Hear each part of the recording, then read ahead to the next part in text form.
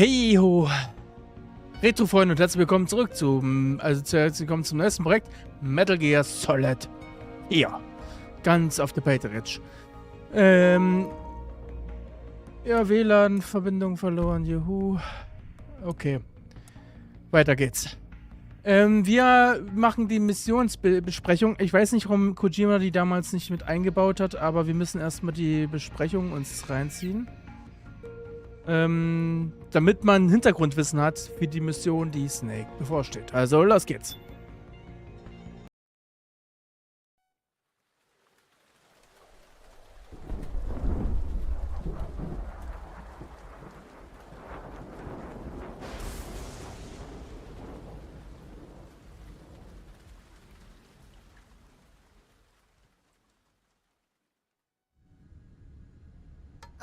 Only 2 eggs today? Solidus must have taken the day off. 7, 8, 9, 2, 5, 9, 0, 3, 6, 0, 3, 3, 0, 5, 3, 0, 5, 4, 8, 8, 2, 4, 4, 6, 6, 5, 2.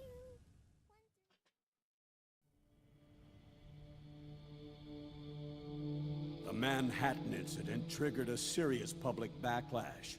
Now the U.S. has to think twice before intervening militarily in other countries' affairs. This has fueled a push towards military privatization, with PMCs at the heart of that movement. PMCs? Private military companies? That's right.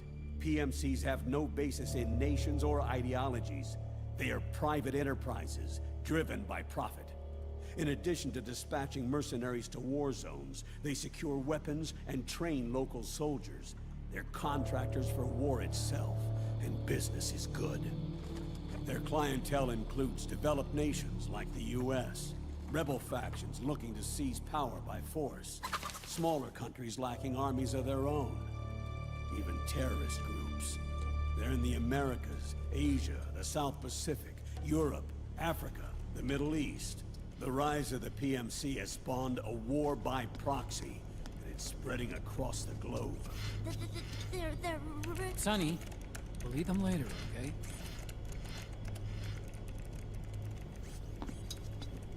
Every age has its mercenary.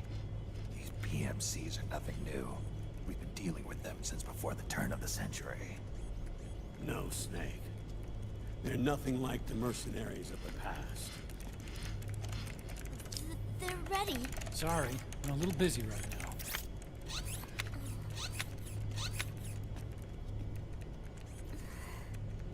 The Pentagon's new battlefield control system has produced a decisive difference between hired guns and the PMCs of today. The system was developed by Arms Tech Security. Arms Tech? You mean AT Corp? Yeah. In recent years, AT Corp has shifted focus from weapons development to security tools.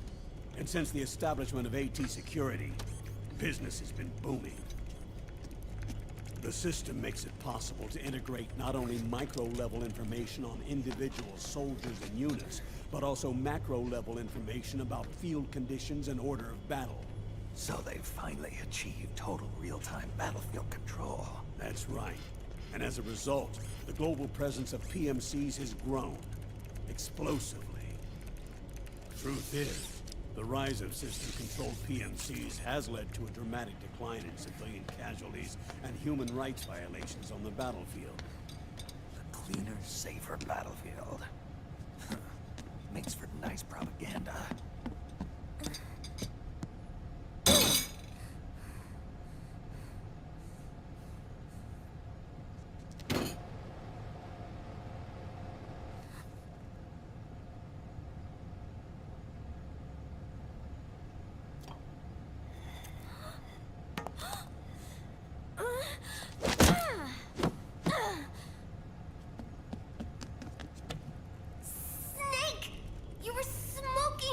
Weren't you? This is a non-smoking flight.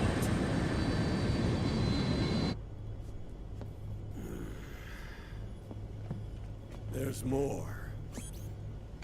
State governments and rebel groups can't match the maintenance price of standing forces.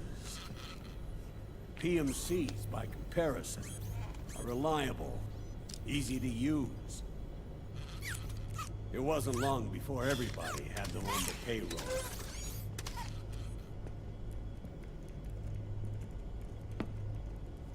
And, as a result, regular armies began to decline worldwide.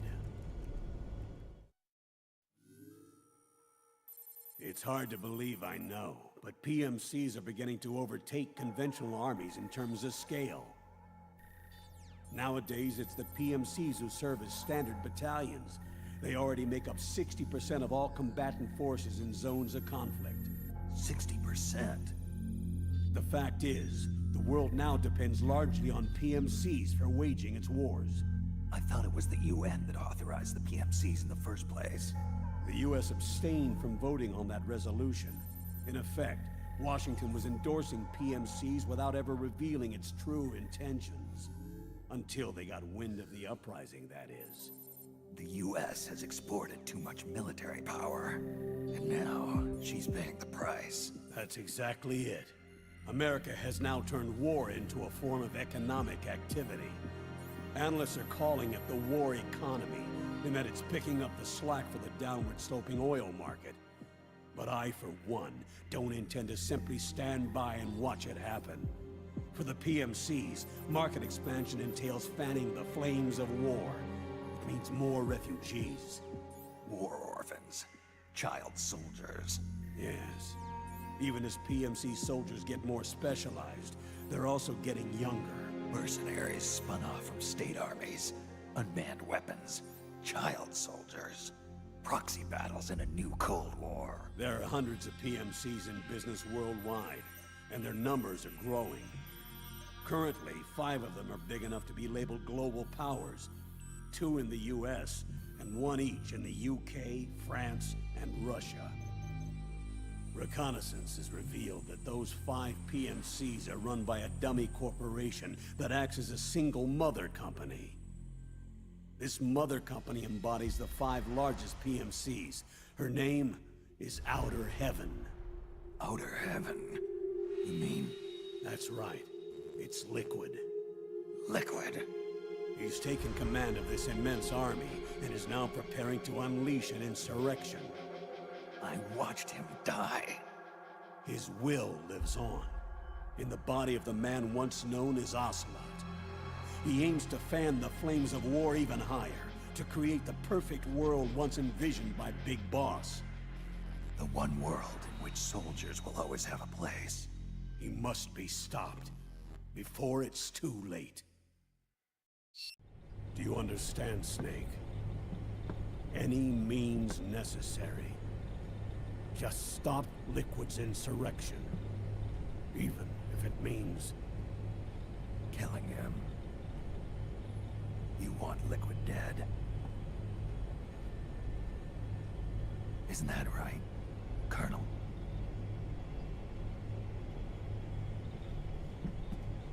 I'm sorry. I know. This isn't justice. It's a covert assignment. A hired hit. A wet works op targeting the head of a major multinational corporation. Why me? Because of the military might of the PMCs, and the effect they have on the economy. War is to the 21st century what oil was to the 20th, the pillar that supports the global economy. You'll recall a rather alarming report issued by that American think tank during the Cold War. One that described a new model for perpetual war. What we're facing now is a whole new ballgame. Iron Mountain's Delphi technique. That was fiction. It existed only on paper. The reality is far more serious. The global community is concerned, but they're all too afraid of the war economy collapsing to do anything about it. The UN, too. Huh. Sounds pretty self-serving to me. Snake. This mission isn't an order from Washington. Not like the old days. And it's not something the UN can officially sanction either. But we can't just look the other way while Liquid plots this insurrection. If we fail to act, he'll become the greatest threat the world has ever faced. Snake.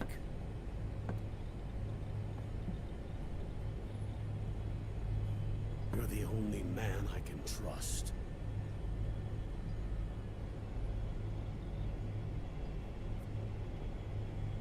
Fine.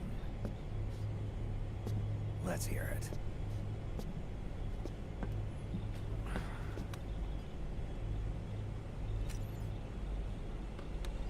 Our intelligence on Liquid's uprising originally comes via reports from U.S. Special Forces, who were mobilized after we at the UN reported our findings. They're tracking Liquid's movements. About 18 hours ago, he was spotted in the Middle East. There's a rebel army in the Middle East, made up of ethnic minorities, waging civil war against the regime in power. The core of that regime's army is provided by one of the PMCs under Liquid's control. What about the rebels? The local militias have hired small numbers of operators as trainers and field commanders. And of course, they've got help from the local PMCs. Right. A proxy war between hired guns. PMC versus PMC. A quagmire of war.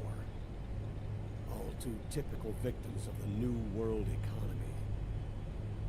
Snake, you'll be sneaking into the conflict zone via transport truck, disguised as one of the rebel army's hired operators. Your first objective is to make contact with our informants, Rat Patrol Team 01. They'll be expecting you. Rat Patrol, huh? It sounds sneaky. They're a special forces team assigned to the Army's PMC investigation unit, CID. CID. Real rats of the Army. No. I can vouch for them personally. Friends of yours? You could say that.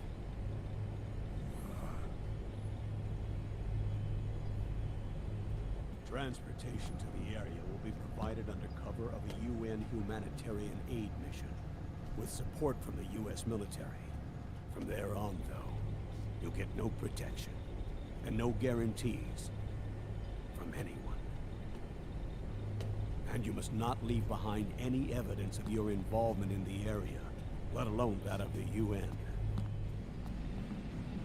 If word of this ever leaked out, it would spark a global firestorm.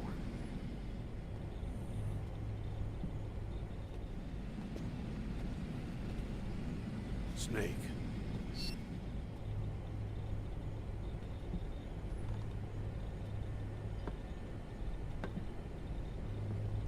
Will you do this for me?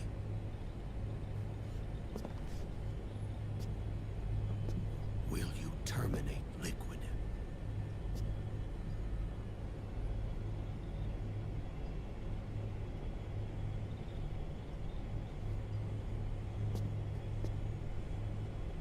I'm not like the PMCs. I don't need your money. Thank you. But if you're going to spark something, spark this.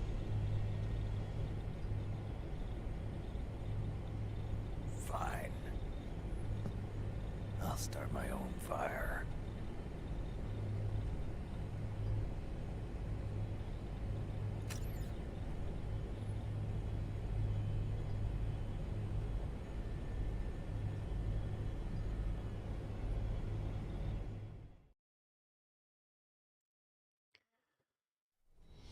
Ja, das hatten sie damals, das haben sie auch jetzt nicht. Ich hatte gedacht, das machen sie mit rein, haben sie nicht ins Hauptspiel eingepackt, deswegen habe ich es jetzt gezeigt. Weil es endlich Sinn ergibt, weil man Hintergrundinfos kriegt. Und in dem Spiel dann fehlen, wenn du einsteigst. Deswegen habe ich das gemacht. Machen wir noch ein neues Spiel. Oh, fuck. Jetzt weiß ich natürlich nicht, wie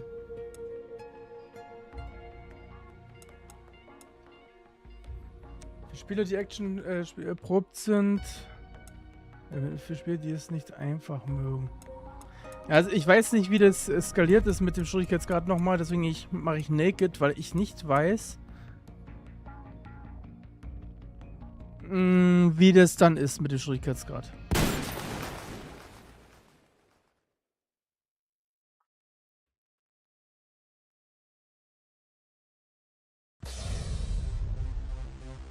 Ach ja, und es gab Werbung damals vor den Spielen. Ich weiß gar nicht, ob das... es war jedes Mal eine andere, aber man konnte die, glaube ich, auch umschalten. Ja, das ist das Spiel, falls jetzt manche denken, hey, was ist das denn?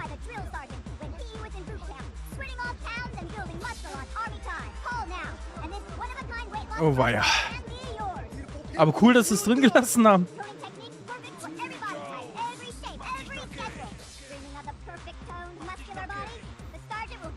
Also wer von euch Fitness betreiben will, kann das jetzt machen.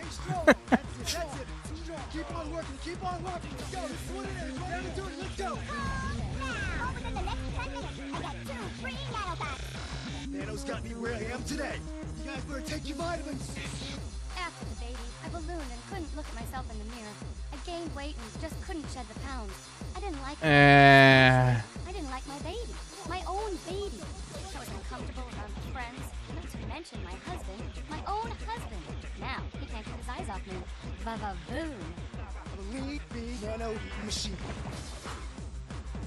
I look and feel better than I did in high school. Wenn das echte Werbung wäre, würde ich mir an den Kopf greifen. I saw results of the Die im Fernsehen laufen würde natürlich. Everybody started noticing, saying, Michelle, you look great. You know, what's your secret? Well, recruit workout's not a secret. And you know, I've never felt better in my life. Thanks, Sarge. Stop making excuses and start making changes today. Pick up the phone and order the drill sergeant's workout now. Oh weia. Übrigens gewöhnt euch schon mal dran, dass ich bei den Zwischensequenzen nicht rede. Die gehen sehr lang, manche Sequenzen bei dem Spiel.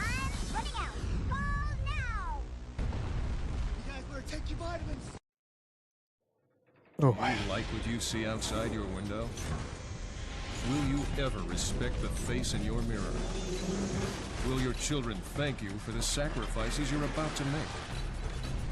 Our mission is to hear you say yes. Perfecting the world through conquest of technology. Protecting civilian contingent through strategic combat solutions. Werewolf. Evolution. Ist das eine Anspielung auf Metal Gear Rising schon? Ich weiß es nicht. Starten wir. Also denkt dran, bei Zwischensequenzen rede ich nicht, also könnte es sein, dass ich etwas länger nicht rede, weil die sind nicht gerade kurz bei dem Spiel hier.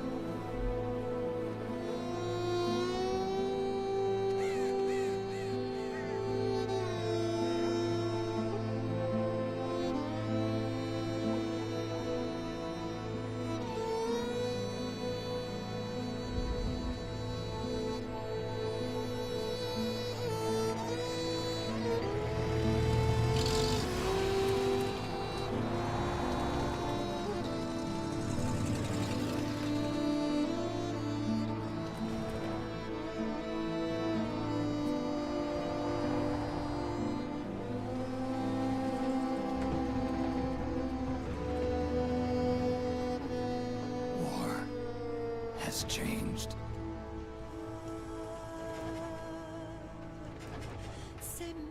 It's no longer about nations, ideologies, or ethnicity. It's an endless series of proxy battles fought by mercenaries and machines. War and its consumption of life has become a well-oiled machine. War has changed. ID tag soldiers carry ID tagged weapons, use ID tag gear. Nanomachines inside their bodies enhance and regulate their abilities. Genetic control, information control, emotion control, battlefield control. Everything is monitored and kept under control. War has changed. The age of deterrence has become the age of control. All in the name of averting catastrophe from weapons of mass destruction. And he who controls the battlefield controls history.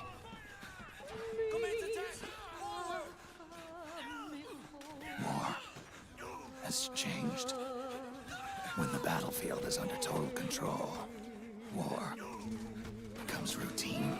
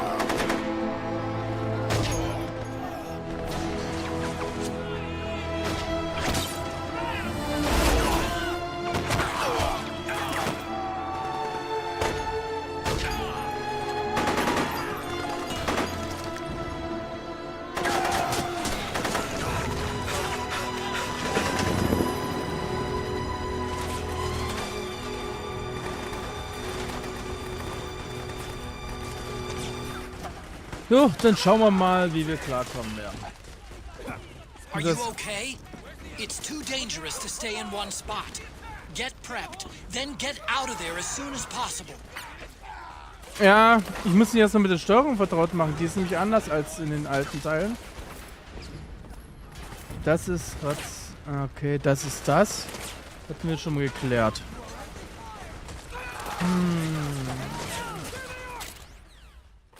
Operation hatten wir da auch schon.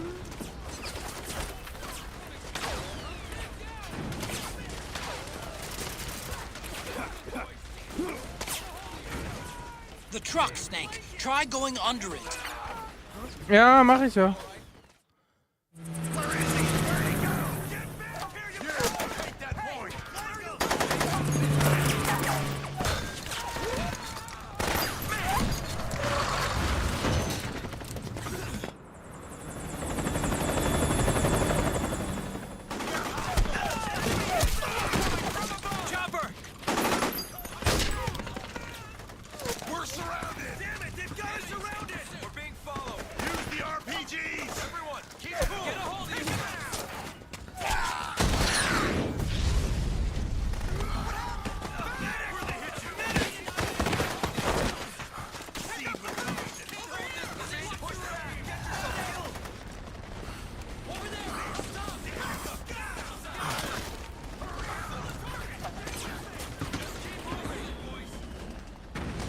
Ich habe keine Waffe. To make a weapon available for use, ready it by selecting weapons from the menu screen.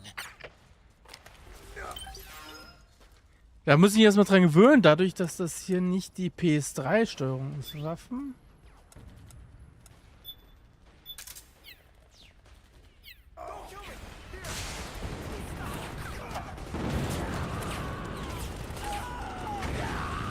Der Kojima hatte ursprünglich noch so ein Fraktions-Update einbauen wollen. Das hat irgendwie nicht ganz funktioniert. This is still a sneaking mission. The basic rules still applies. Stay out of sight. Bisschen, ja, Geschirr.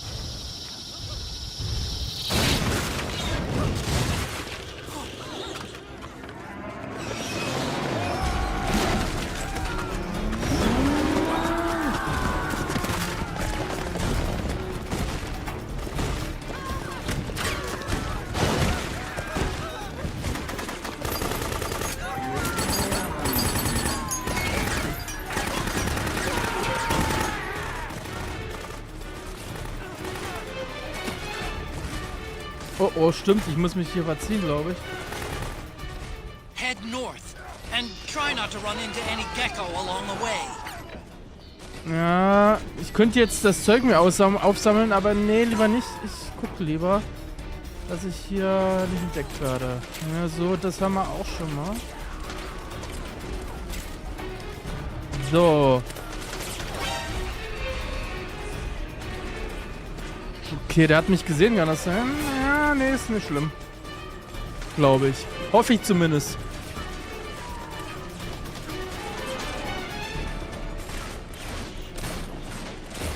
Ich muss aufpassen. Ich muss irgendwie an dem vorbei.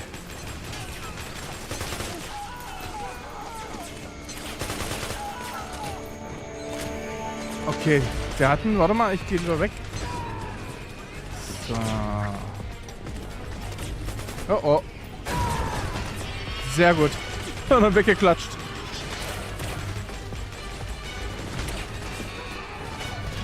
Und das ist rechts einer?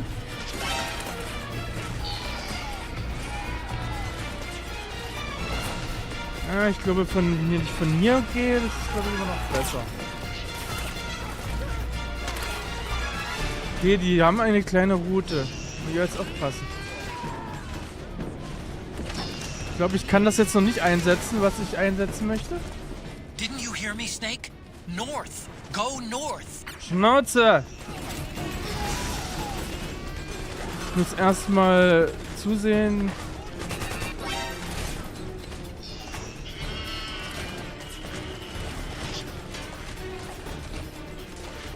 Die Frage ist, entdeckt der mich oder entdecken die mich gerade? Also beziehungsweise sorgen die dafür, dass ich entdeckt werde. Könnte da vorne rechts sind? Wäre möglich.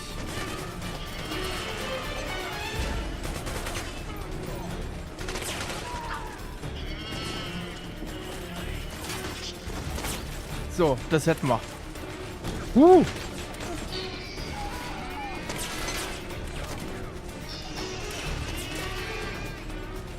Na, mal gucken. Was gibt's hier?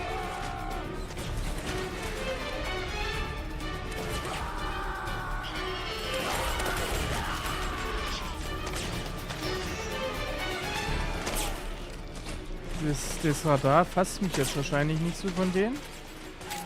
Das ist gut. Immer schön Muni einsammeln, das werden wir noch brauchen.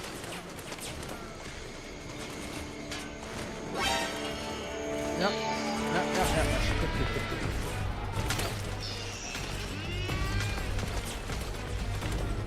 Ich glaube, da drüben muss ich rein, oder? Na, gehen wir mal hier hin. Ah, ne, da geht's nicht rein. Nee. Oh. So.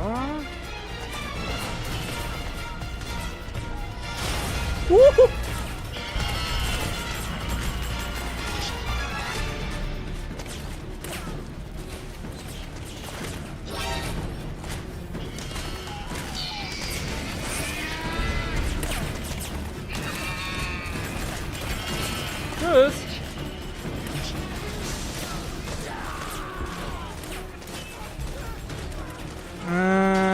Ich wüsste wo lang. Das ist aber ungezogen, du. Ach, Norden. Ich glaube da lang.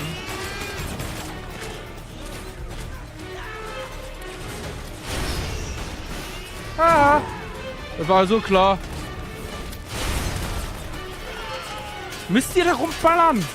Das war so gut. So. Ihr seid doch dumm.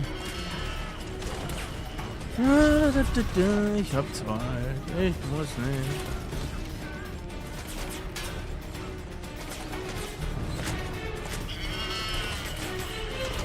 Aber irgendwie muss ich hier lang, oder mal? Ich weiß wirklich nicht mehr, wie das nochmal war. Ja, dann muss man ein bisschen schauen.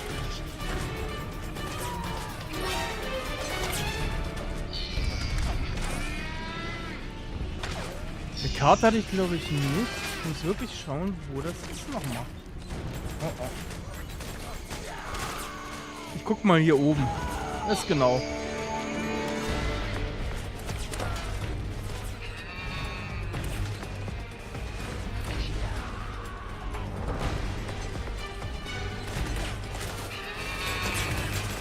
Okay, da kann ich nicht hin.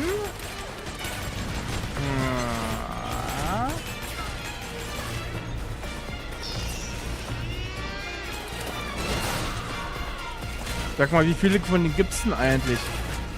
Nee, erstmal selber gucken. Also, und wo muss das hier sein? Da kann ich nicht hin. Ist eigentlich gut, dass sie mich hier nicht sehen.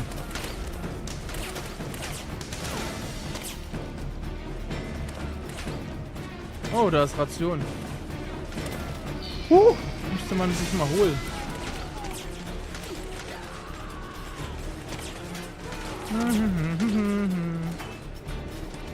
Ihr seid ja auch doof, ey. Zieht die Aufmerksamkeit auf euch. Einfach leise sein. Oh, was ist das da? So.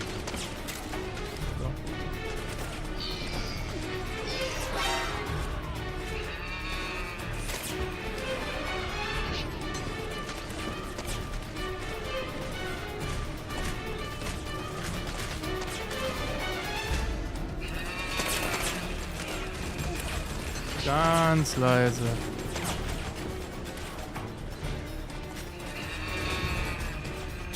So.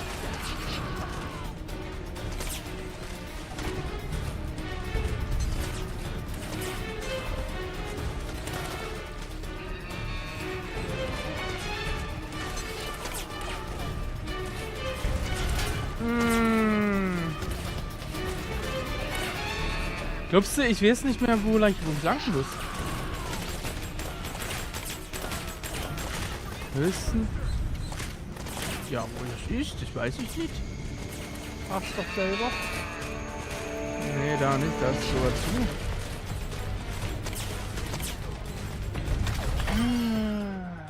Ah, doch, wir haben eine Karte, Tatsache.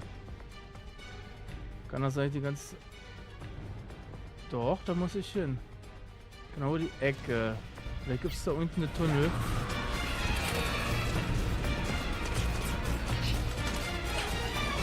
Nee.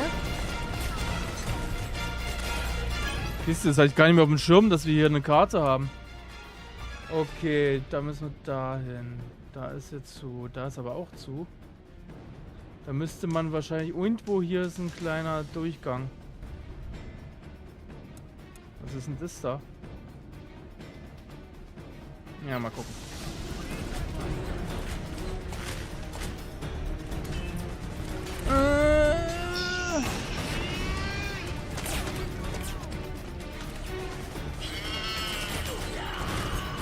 Ja, rennt noch rein. Ja, super. So.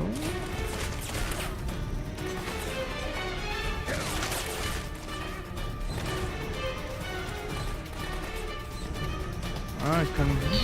Okay, so kann ich ranlehnen. Ich muss es echt neu lernen nochmal hier.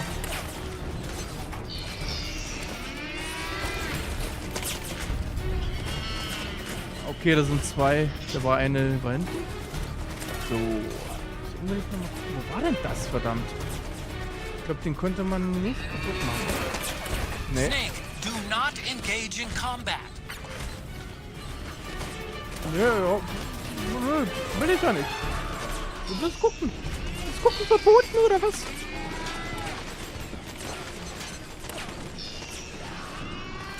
Obwohl, das, warte mal. Da könnte vielleicht was sein.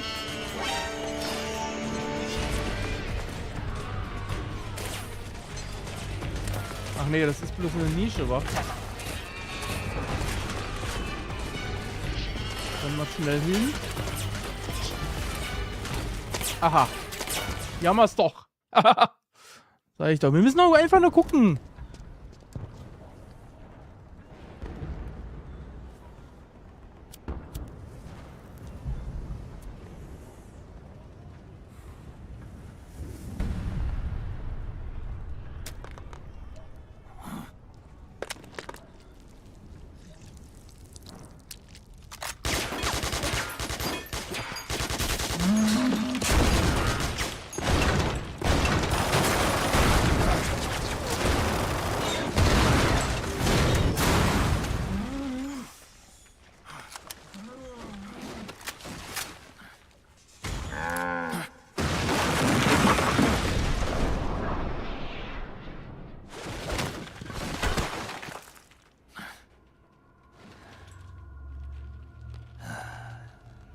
So, jetzt können wir uns da.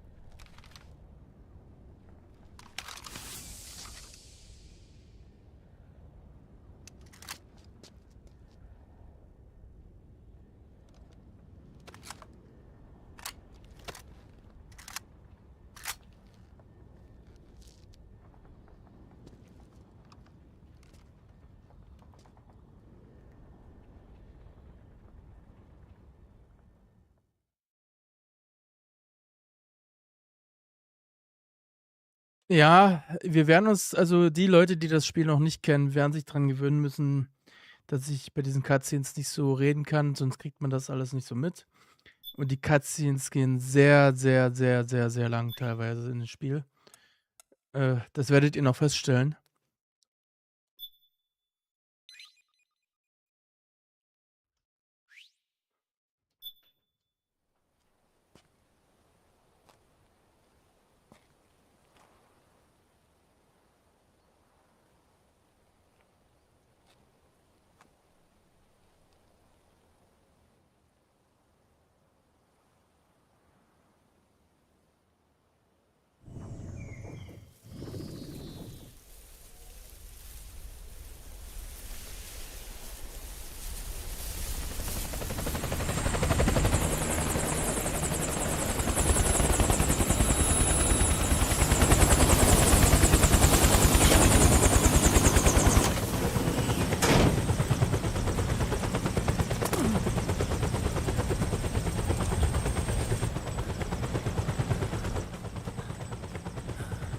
Otacon, even the dead have ears. Snake, we've got to go.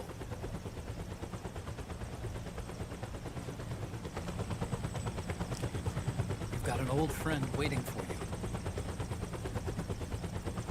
Otacon, the test results. Proteome analysis was positive, but the mRNA analysis turned up negative. The wrinkled skin, the hardened arteries. Your early aging symptoms look like classic Werner syndrome. But none of the tests were able to pinpoint the cause. So, Well, judging by how rapidly the aging has progressed, I'd say a year at best, right?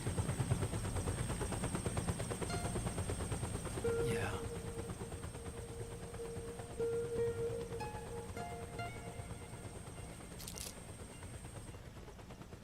Snake, let's try another doctor. It won't make any difference. I'm not an ordinary man to begin with. Not to mention Fox die.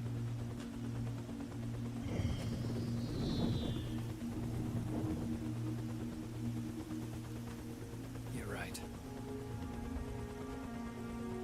But we don't know where Naomi is. Naomi.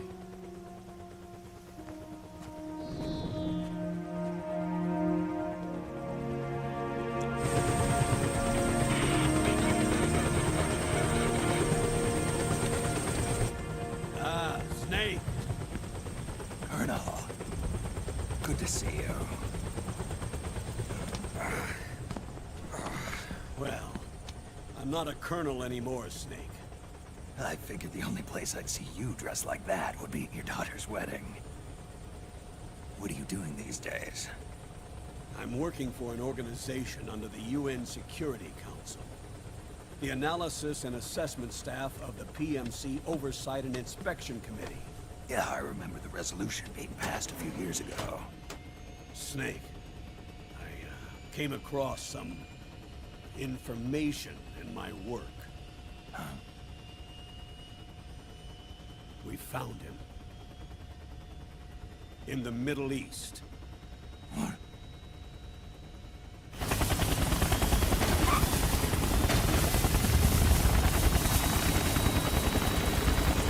I'll explain along the way. We've got to stop him. Now. Before it's too late. Liquid's made his move. We've found him.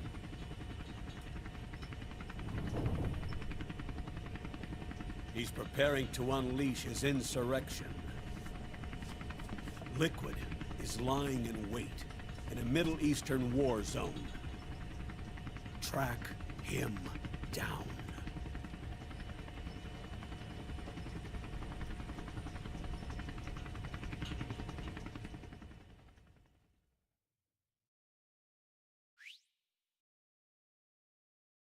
Ich möchte eins noch erklären, und zwar diese Einblendung in den Zwischensequenzen, die hat Kojima damals eingebaut, um so Easter Eggs oder beziehungsweise irgendwelche einfach Easter Eggs zu vorigen Teilen zu bringen. Und genauso gut, wenn man zum Beispiel in manchen Situationen quasi L2 drücken kann, wo man einfach eine andere Perspektive, also eine Ich-Perspektive von der Person kriegt, da findet man auch manche Easter Eggs oder auch interessante Fakten. Ne, also das kommt nicht zufällig, man kann das selber beeinflussen, aber ich mache das nur, weil es ist halt für Fans halt ein Muss, das einblenden zu lassen sozusagen. Only 2 eggs today? Holidays must have taken the day off. 7, 8, 9, 2, 5, 9, 0, 3, 6, 0, 3, 3, 0, 5, 3, 0,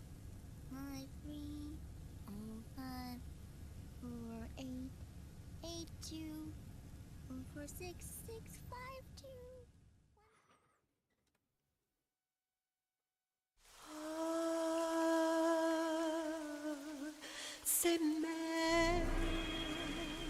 Hey Wesker, willkommen im Stream. Ich hoffe, es geht gut.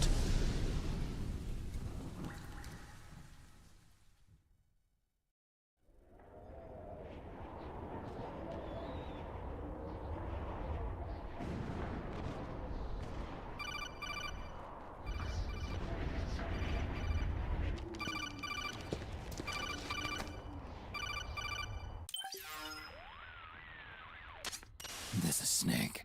Do you read me? What's the situation? I'm just inside the city limits. This place is crawling with lizards. Ah, AT Corps' unmanned bipedal weapons. Officially designated Irving by the US military. They've spread like wildfire among the PMCs. There are more of those things now in service than tanks. They've got tough armor plating and are highly agile to boot. Your best bet is to stay out of their sights. Unmanned. Pretty soon they'll have put living, breathing soldiers out of work. Even so, that's an awful lot of gecko for this scenario. Their numbers exceed the war price for that region. It must have something to do with Liquid's arrival on the scene. You really think he's here? You'll have to find the Army's operatives and ask them yourself. Oh, and Snake, I went ahead and used the Mark II to scout out the area before your arrival. You'll find it up ahead. Mark II? It's a remote mobile terminal. Sonny and I built it. The Mark II will provide you with a map of the area as well as any battle situation data. You should find it before you do anything else. Okay, got it. The rendezvous point is marked on your map. I'll be waiting for you there. Ja, mir geht's auch gut.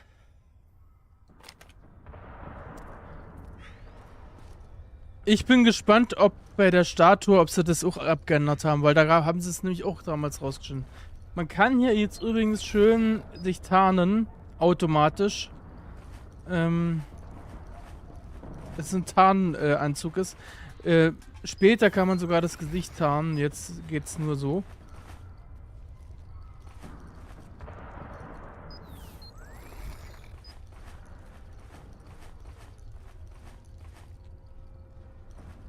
Man muss natürlich aufpassen, ich glaube hier kommt irgendwas. Bin jetzt mir nicht sicher, das ist schon lange her.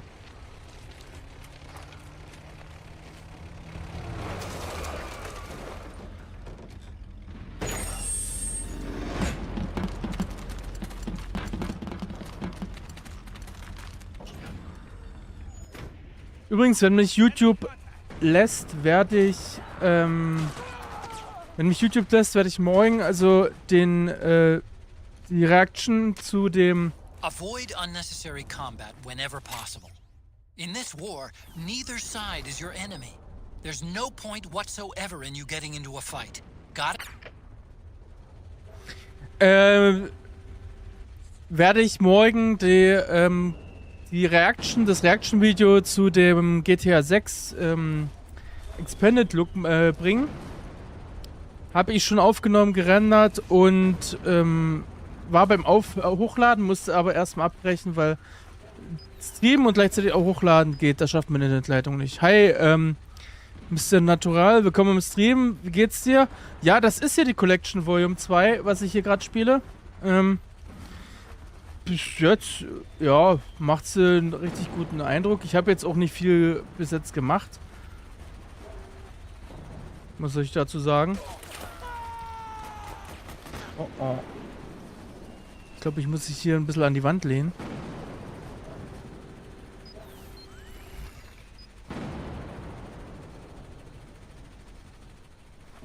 Naja, darum, ja, es soll eigentlich nur um diese CD-Geschichte gehen, die damals eingebracht wurde. Ich gehe mal lieber hier außen rum. Keine Lust darauf. So.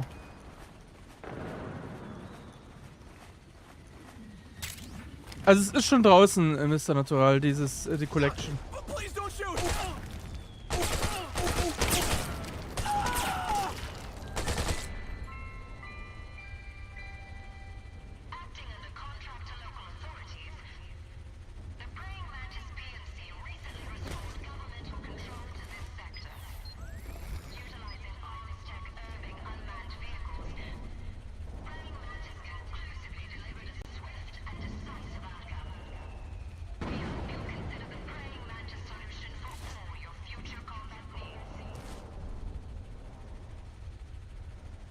Also, ich werd definitiv, warte mal, das Messer nehmen müssen.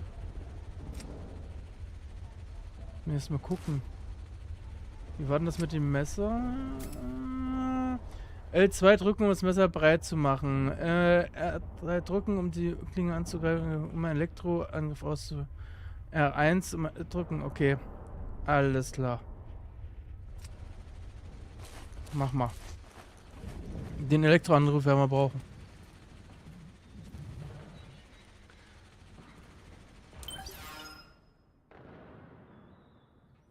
Ja, ist jeder, also wenn jemand den Stream hier sieht und das Spiel nicht kennt, kann er mit der Info nichts anfangen. So wie es ist, solange ich nicht sage, wo und was es bringt. Es geht halt um die CD-Sache, das ist vielsagend. Aber darum wird es gehen, vermute ich.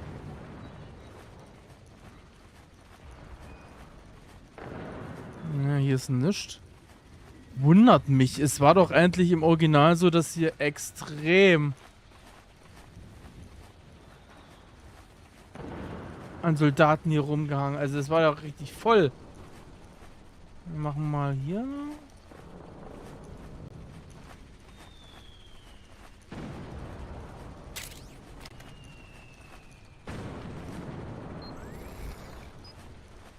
Es kann sein, dass wir auf alle Fälle einknacken müssen.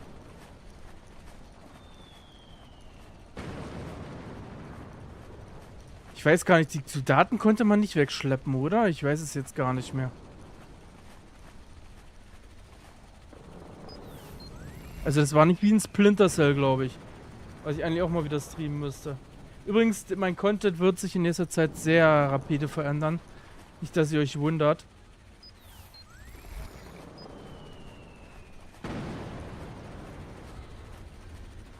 Das heißt nicht zum Negativen, einfach Agents erweitern tue ich mein Content. Mehr ist es nicht.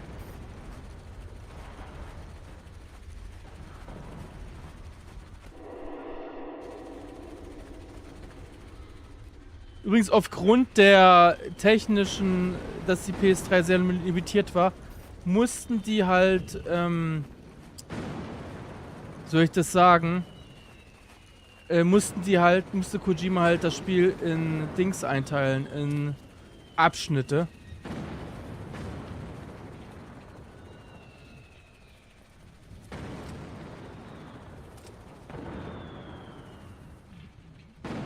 Ja, das haben sie immer noch rausgeschnitten.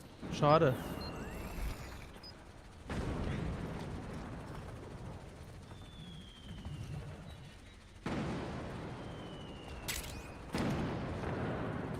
Nämlich an der Statue hier war nämlich der, wie soll ich das sagen?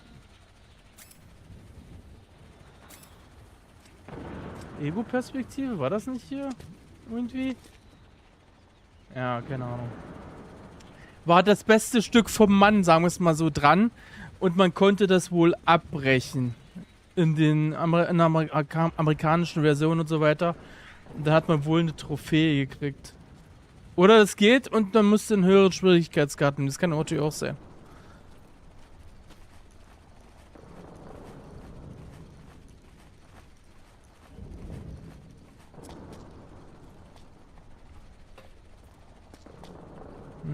Hier ist nichts.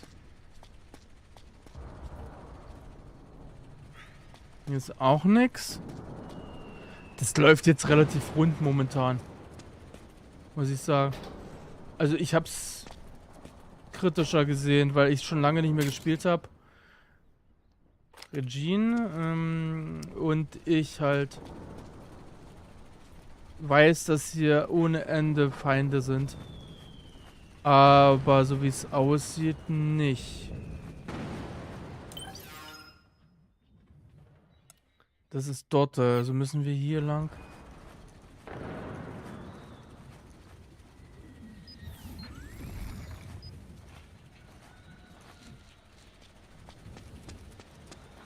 Ach so. Ich würde meinen, das hatten sie rausgeschnitten, warte mal.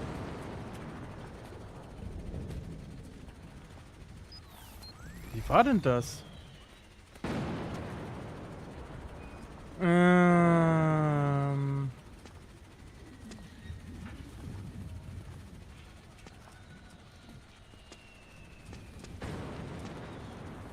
Oben drauf stellen konnte man das. Warte mal.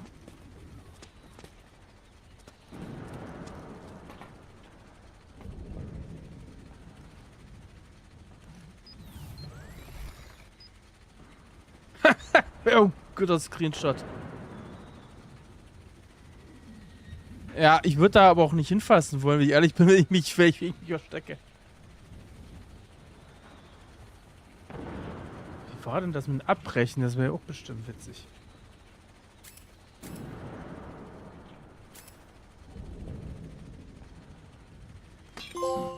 Ah. Okay, hat sich erledigt.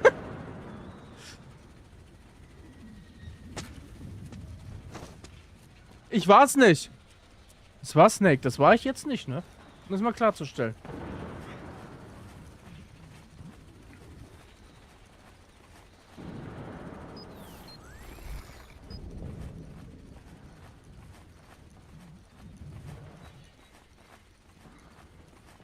Dann kann es sein, dass es, ich habe ja den Schwierigkeitsgrad normal jetzt ausgewählt. Vielleicht habe ich früher easy gehabt und habe da einfach das nicht machen können. Kann auch sein. So.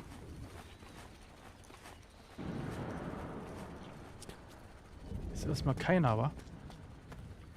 Man hat hier übrigens keinen mehr, im Gegensatz zu früheren Teilen hat man hier nicht mehr diesen das Blickfeld von einem Gegner. Jetzt hat er freie Sicht sozusagen auf uns.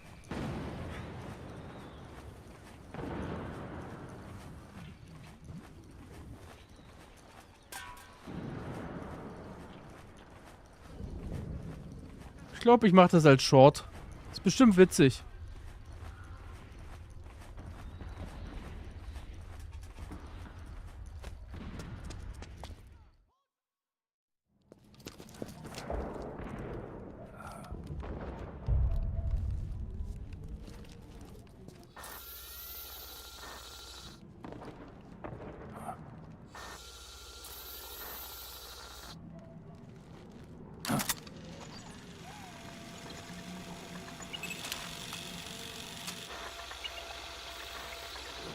Me, Snake. Snake, it's me. Huh? Otacon. Sorry to keep you waiting, Snake. Allow me to introduce Metal Gear Mark II. Metal Gear. That's right. Just like Rex.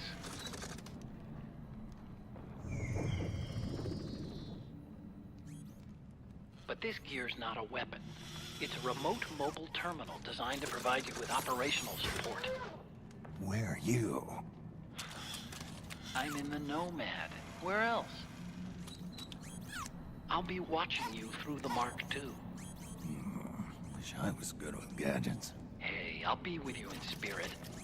Anyway, because you had to dress up as a militiaman, I had the Mark II bring you some goodies. Starting with this. Put it on your left eye. Looks like an eye patch. I call it the solid eye. It's an all-purpose goggle that displays radar images and other data in 3D. You can also switch it over to light-amplifying night vision.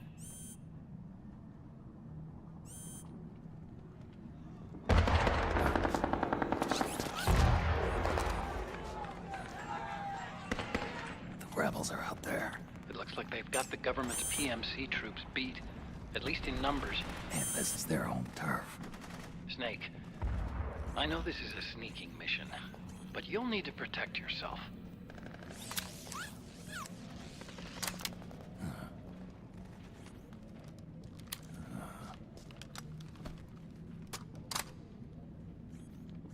An operator. I installed a suppressor. And here's a tranquilizer gun.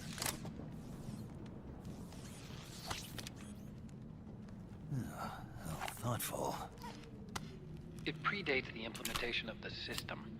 By some miracle, it was never recycled. It's getting tough these days finding decent guns that aren't controlled.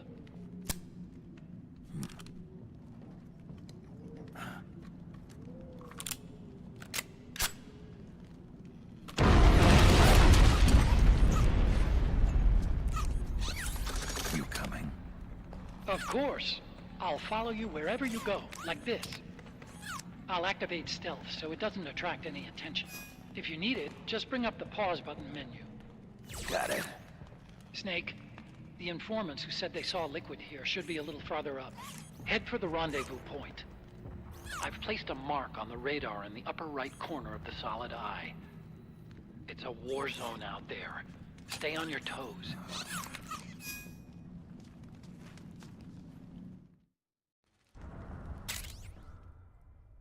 Ach so, haben sie veröffentlicht. Oh, gut zu wissen. Mir wäre es ja lieber, wenn sie bekannt geben würden, ob es einen Streamer-Modus gibt. Mit L2 Feuer. Okay, mit R2.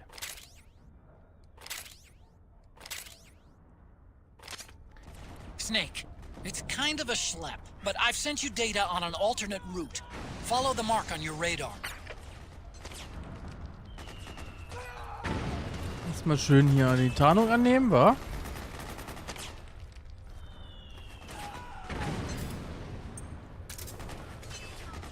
La la la la la la la. Aha, das Mark II kann man hier machen. Ja. Mal gucken.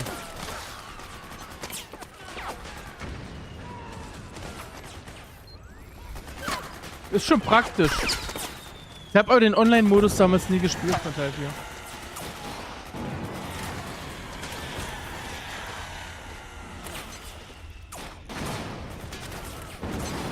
Muss ich dazu sagen. Hat mich irgendwie nie so gereizt.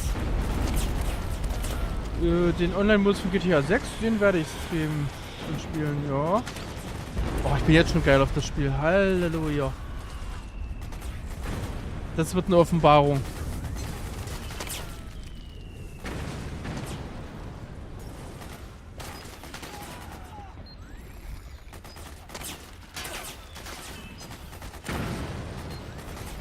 Ja, klappt noch. Kann ich bestätigen, Wesker.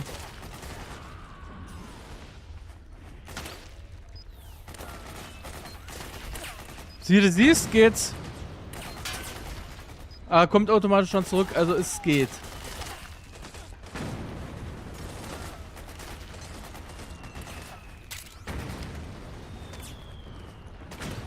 Es erstaunt mich, weil eigentlich dieses Future mit dem Controller schütteln ist eigentlich, naja, das konnte, glaube ich, die Launch-Controller von der PS3, glaube ich, bloß, ne? Oder irgendwie so, da war das doch. Und eigentlich habe ich gedacht, dass das nicht geht mit der PS5-Controller. Aber anscheinend, ja, geht alles, wenn man nur will.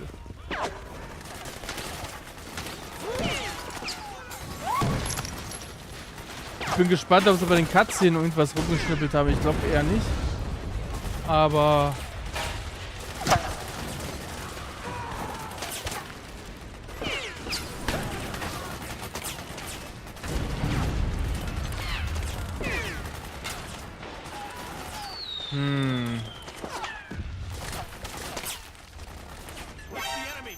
Oh. Da hätte ich vielleicht ein bisschen was anderes nehmen müssen. Warte mal.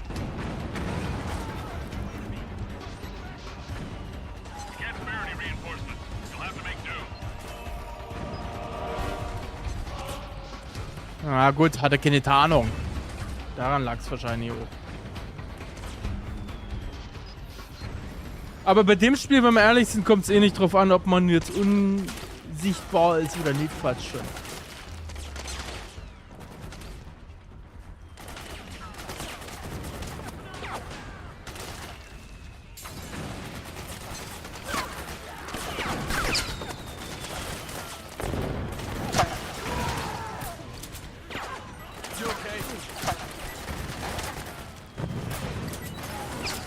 Bätsche. Das ist eine Arbeitsauffassung. Pennen die hier, ey. Ja. You can pick up guns dropped by both the militia and the PMCs. Remember though, PMC weapons are locked. You can't use them. If only there was some way to get rid of the locks. Ja, das kommt gleich noch. Wenn ich mich richtig entsinne. Das kommt gleich. Oh Gott, das war schlecht. So.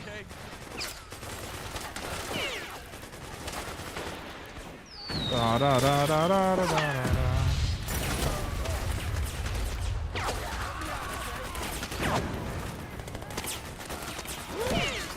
Ich mische mich in euren Konflikt nicht ein, ja? Ich habe nur meine eigenen Ziele.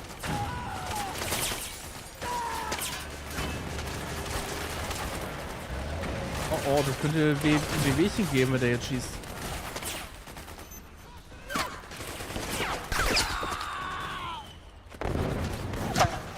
Kann man hier lang? Oh gut, ich könnte jetzt wegdonnern, aber ich habe irgendwie keine Lust dazu. Hier geht's rein.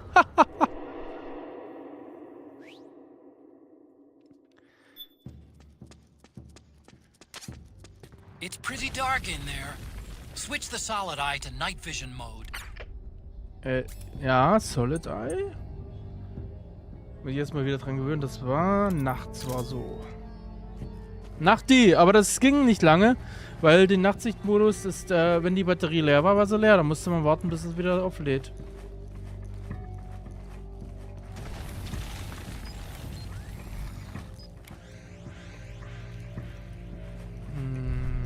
Ich glaube, das sind sowieso nicht die PMCs. Das sind die Rebellen.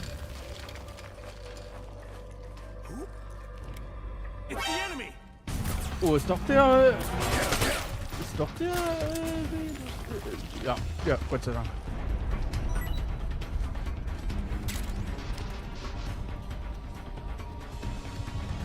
Ich dachte, das sind die Rebellen. Okay, nehme ich zurück.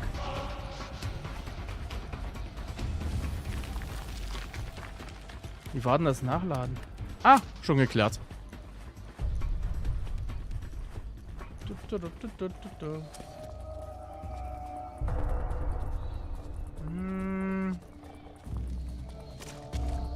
Ging das nicht auch schneller? Ich fand irgendwie der Akku von dem Solid Eye ging doch irgendwie schneller zu Ende.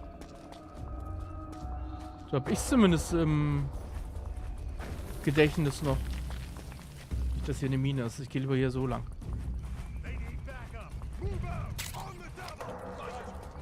Ah, hier kommen sie bestimmt lang, wenn ich mich richtig entsinne.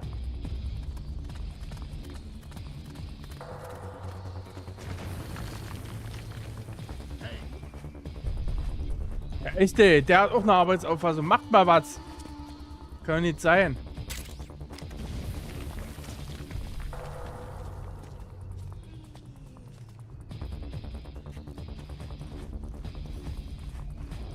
Konnte man was mit den Tieren machen? Nicht viel, wa?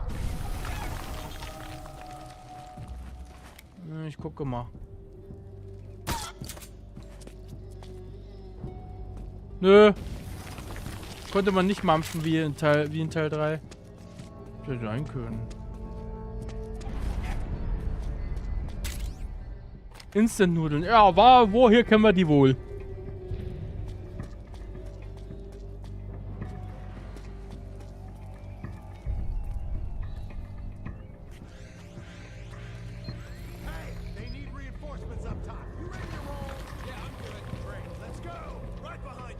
Ja, rennt, die brauchen Hilfe.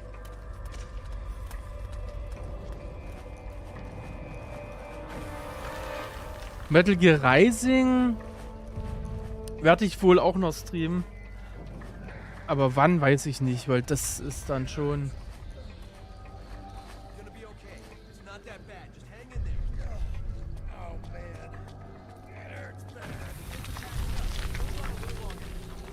Aha, die sind tot. Erstmal, man kann ja erstmal einsacken alles, ne?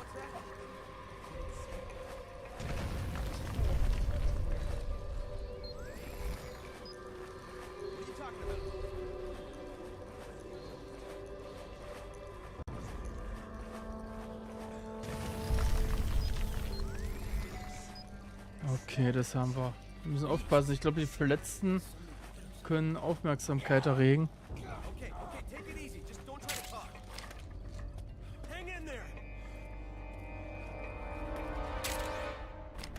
Hinterziehen. Ja, wir haben aber noch kein Scharfschützengewehr.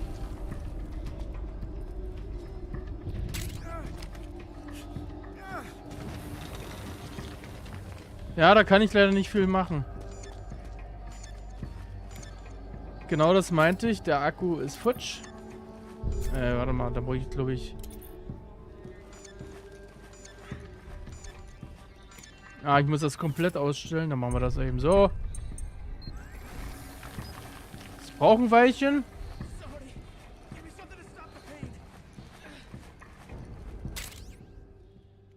Oh, Themen auf Tara. Ja, das ist... Tara war einer der Charaktere beim Metal Gear. Beim Ursprungs-Metal Gear. Oh, würde ich mir ein Remake davon wünschen. Wäre das so geil.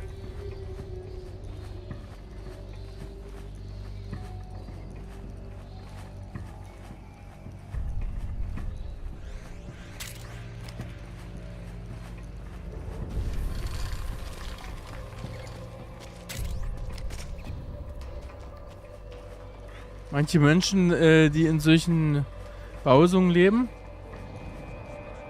essen ja Ratten. Und da habe ich mir schon öfters gesagt, da verhungere ich lieber, bevor ich Ratten esse. Ih.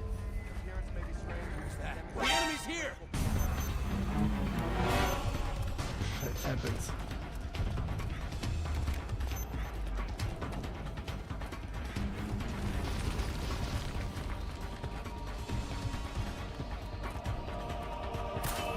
Ich hätte es mir leichter machen können, indem ich einfach...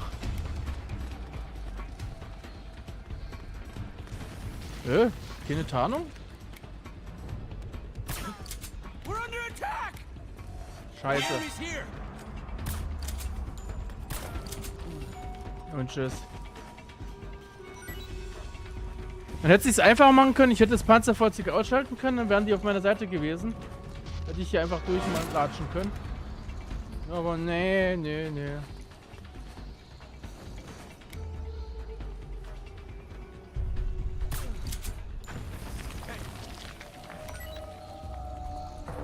Ja, der steht auch irgendwie komisch da.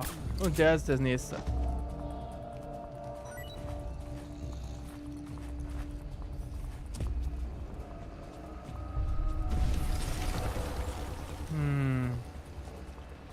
Ja, woher kommt der Flügel wohl?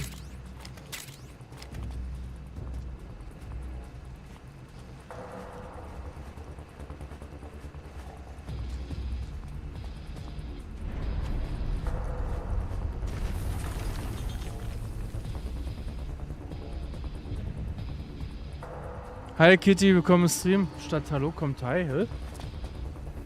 Autokorrektur, was vermute ich. Autokorrektur meine ich.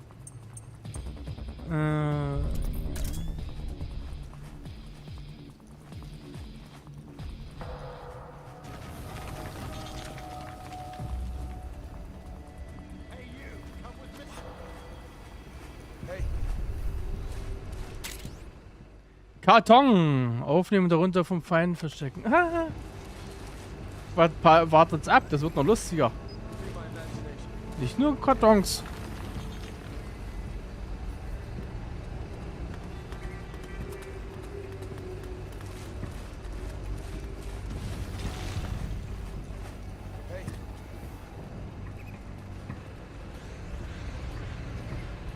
Das sind Tote. Entweder Feinde oder Verbündete, keine Ahnung. Von denen da. Phosphorgranate. Habe ich nie wirklich benutzt. Splittergranate. Ja. Hätte man benutzen können, habe ich auch meistens nie benutzt. Ich habe viele Sachen nicht benutzt, also man muss ganz klar sagen. Wie geht's, wie steht's, Kitty? Was macht so die Kunst?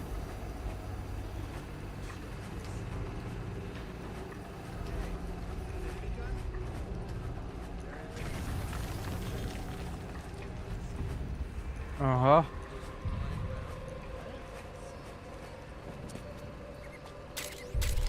Ja, kann man alles gebrauchen, eventuell?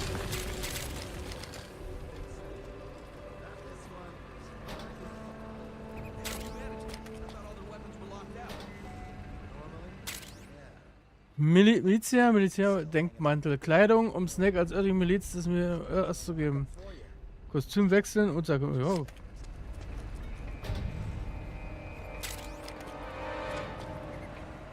Machen wir das gleich mal, wa? Wir sind ja flexibel.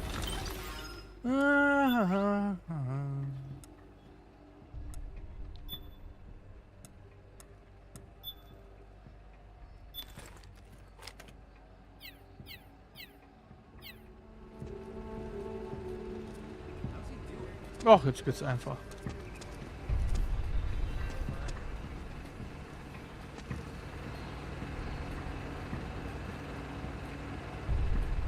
Na? Nicht am Schießen? Draußen sind Leute von euch. Oder von uns, ne? Die wollen gefälligst Unterstützung von euch. Und was macht ihr? Faulenzer. Ja. Ja. Und was macht ihr hier? Ich habe die ganze Zeit jetzt gekämpft. Und mit Blut und Schweiß und Tränen gearbeitet. Was macht ihr? Hängt hier faul rum, ey. Kann doch nicht sein. Ist doch eine Arbeitsauffassung hier. Das kann doch nicht wahr sein. Ich erwarte Tote. Auf Feindesseite natürlich.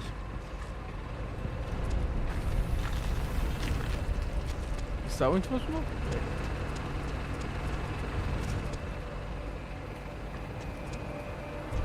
Bin ich jetzt wieder weg? Oh.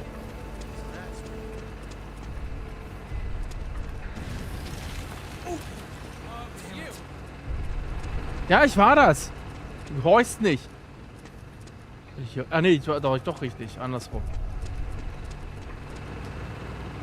4 Faulenzer. Zieh ich von eurem Lohn ab. Versteht ihr? Faulenzer werden nicht unterstützt.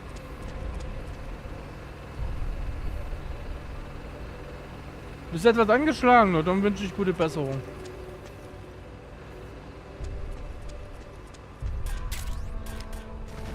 Also RPG, da könnte man jetzt eine Party feiern, ey. So viel, wie ich davon hab. Oder? Was meint ihr? Party? Eine explosive Party? Wäre doch was. Dann machen wir gleich nochmal hier das Solid-Ei.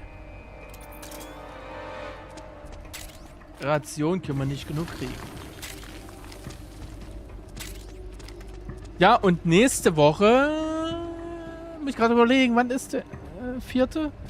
Also, wenn alles gut geht, kann ich nächsten Samstag dann Unimusha, das neue Spiel dann streamen. Unimusha. Brauchen wir ja keinen. Wenn man das sowieso wechseln, den Ort, brauchen wir ja nicht mehr so. Ne?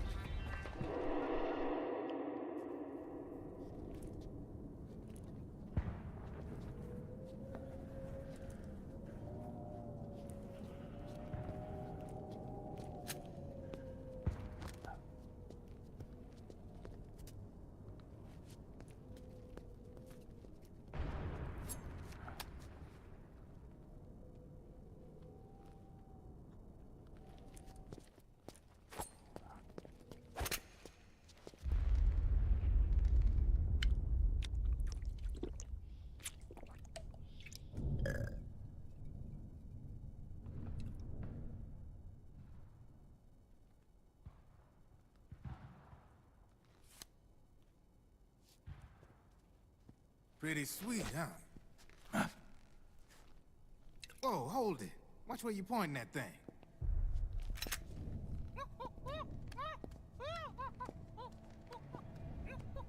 Who are you? Neither enemy nor friend. Voila. You're not with the militia, and you're not PMC. I'm a weapons wholesaler. All shapes, all sizes. But there's no need to worry, because all my shit's been laundered. Laundered?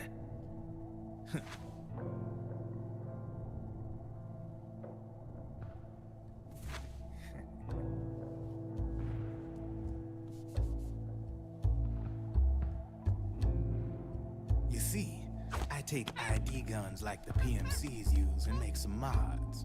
Then you can use them without having to match IDs. In other words, I'm a gun launderer. You can call me Drebin. Drebin? Yeah, they use that for all of us. There are more of you. All over the world. Not that I ever met any of them personally. Me, I'm Drebin number 893.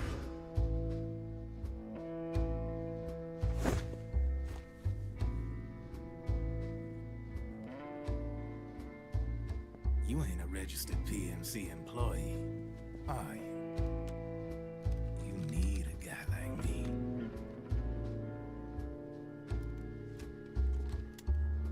Consider it a welcome gift. Take it.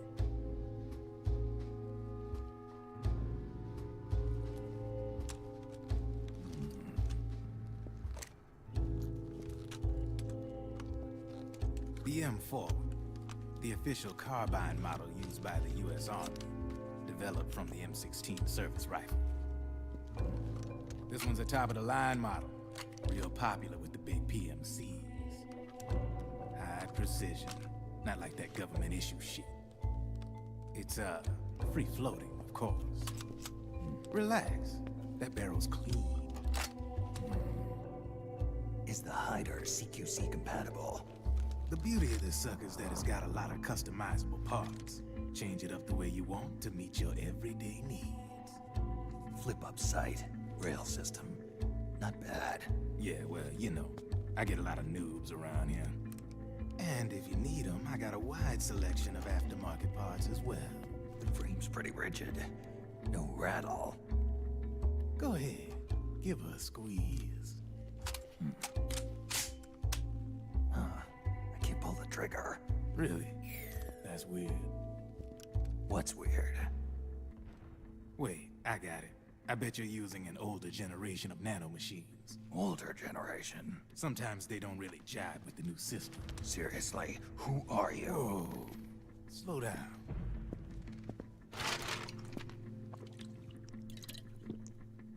Oh, yeah. My day job's working at AT Security. I'm in charge of production control. So I get my hands on all the ID chips before they even register. Have a sip. It's a side of AT the public don't see. From the looks of it, you ain't with any state army. But you ain't exactly green, neither. You've got last-gen nanomachines. So I'm guessing former U.S. Army. I don't know what you're here for. But you want to be well-equipped, am I right? So, can we talk business or what? You won't regret it.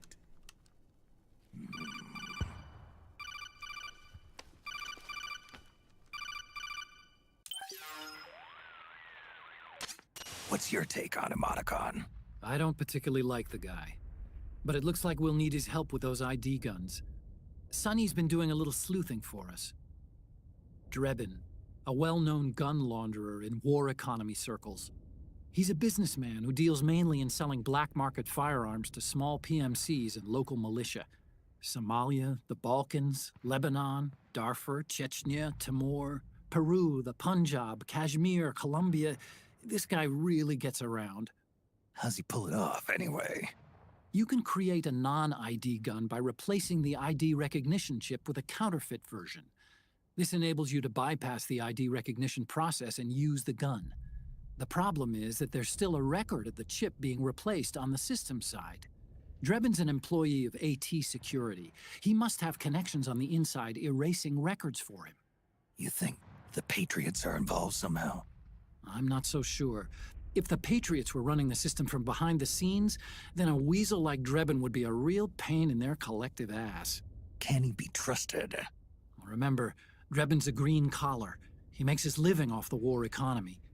He doesn't let emotions get in the way of business, and he never gets his own hands dirty. The only thing he trusts is money. I share your concern, but what if we keep him at arm's length?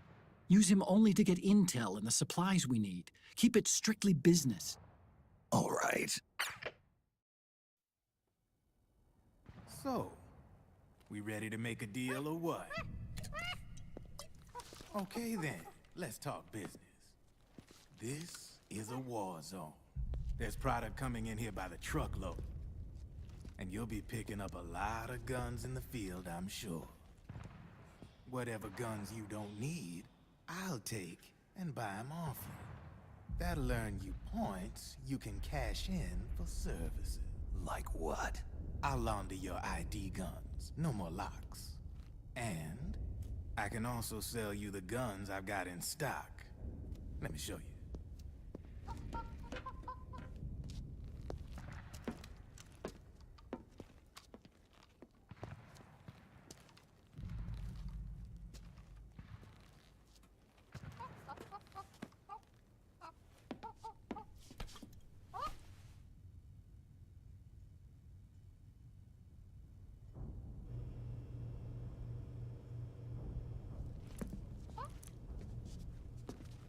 To ensure you can use non-ID guns, I'm gonna have to suppress the old nanomachines you got in you. Otherwise, they'll interfere with the system. Here, stick yourself with this. It's full of suppressor nanomachines. Relax, it won't hurt. You're scared of needles or something?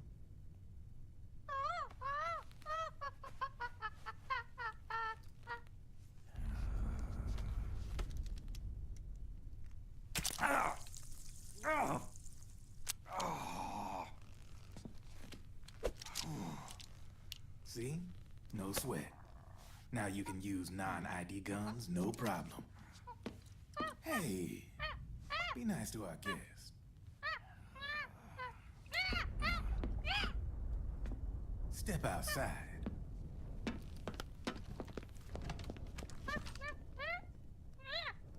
Boo.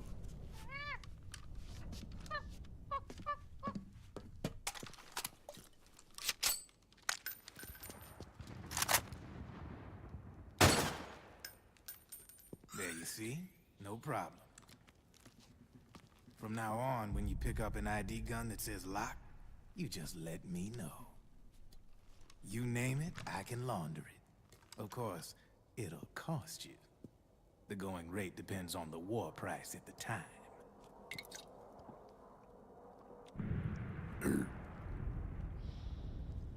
Man, I gotta give this shit a rest.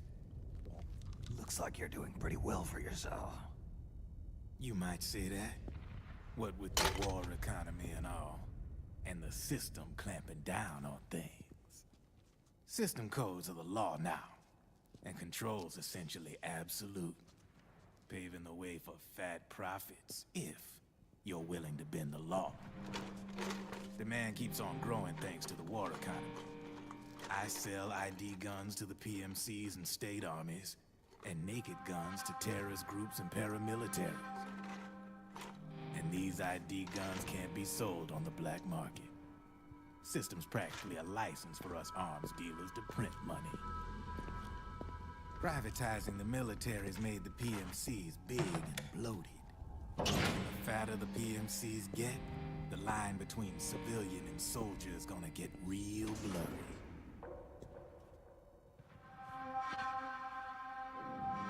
Sooner or later, the whole damn human race is gonna be green collars. More like we're all gonna be fighting proxy wars. But hey, this war economy puts the food on my table. You're a green collar too, aren't you? Yeah, it's in your eyes. You've seen a lot of combat. What makes you think you know me? Nothing to be ashamed of. I'm the same way. I grew up here too. I got no interest in the outside world. All right then. If you need me, holla. We specialize in speedy service. Catch my drift?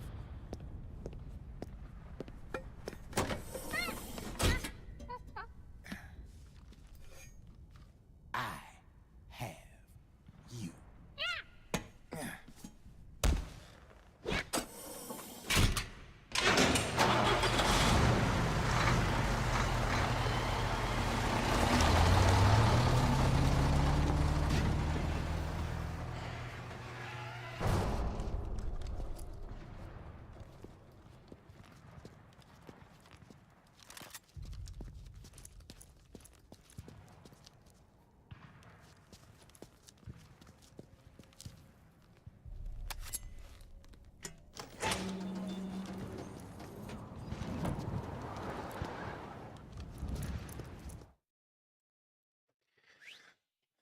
Mr. Natural, ich weiß nicht, ob du das im Chat gelesen hast, aber ich habe mir Unimusha vorbestellt als Disk-Version.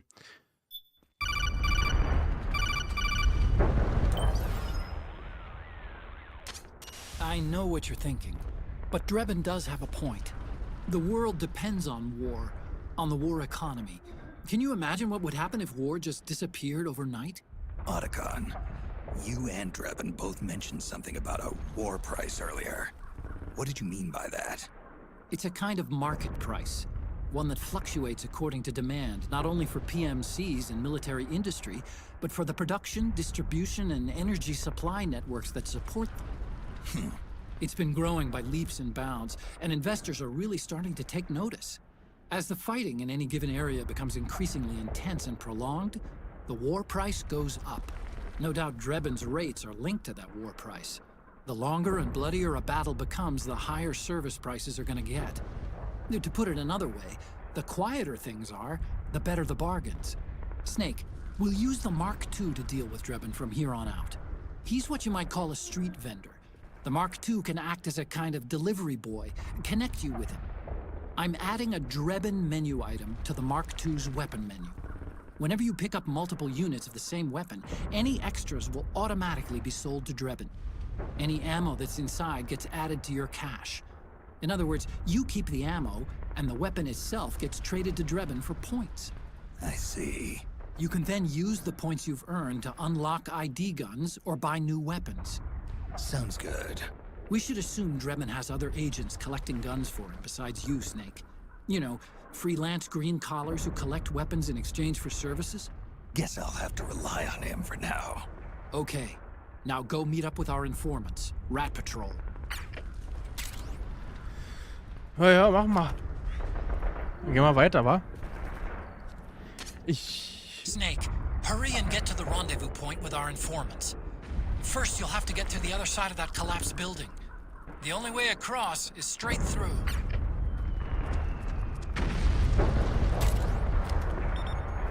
Noch mehr Nudeln. Playboy. Oh ja, für Stunden. Für gewisse Stunden. Ja, ich würde gerne Samstag, Freitag Unimusha gestreamt, aber ich habe Spätschicht und da wird's nix. Careful, Snake. The walls could come down any second. Warte mal, hier oben war doch sonst auch was, oder? Wenn ich mich richtig entsinne. Na? Jetzt ganz genau, dass du da hoch konntest.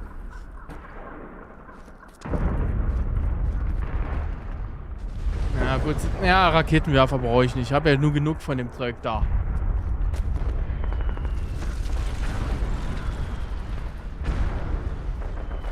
Ich habe meistens nie alle Waffen gebraucht, weil einfach das ist so viel, dass du eigentlich das alles gar nicht brauchst.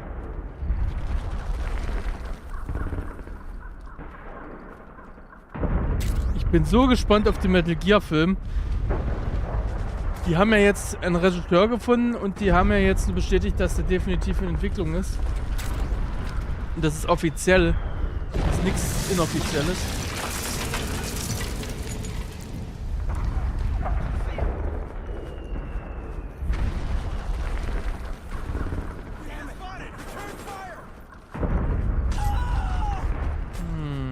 Macht ihr mal alleine euren Kram, ne? Ich gehe hier weiter.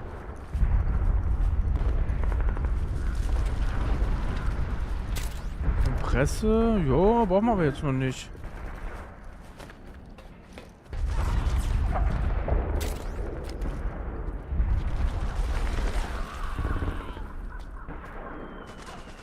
Ich glaube, die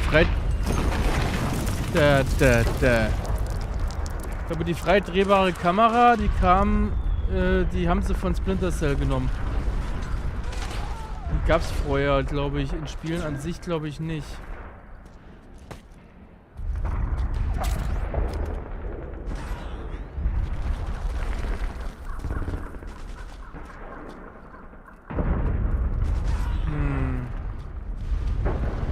Nee.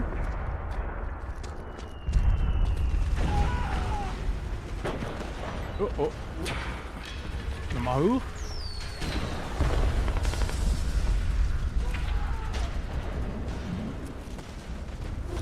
Upsala.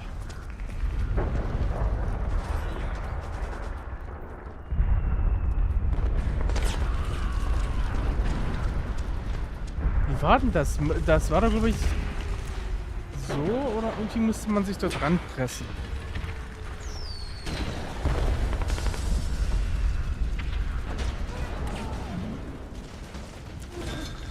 Na.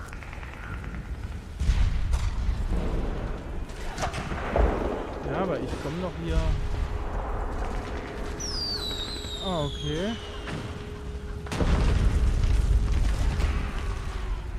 So.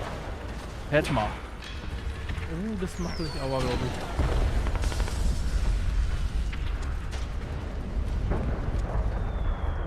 ich. Oder auch nicht.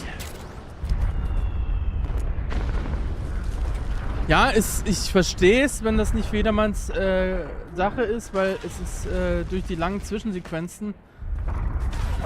Es sind langatmig, aber ja, das Spiel wurde ursprünglich wirklich nur für Metal Gear Fans gemacht.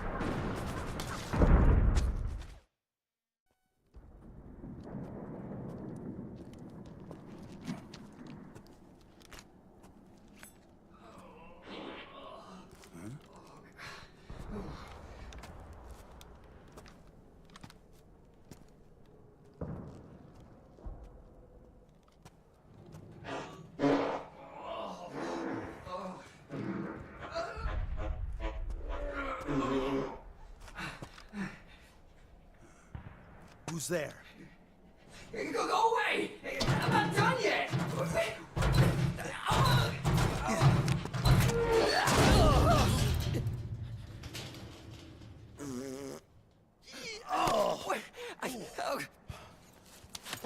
Stop! Stop right there! No! Get back here!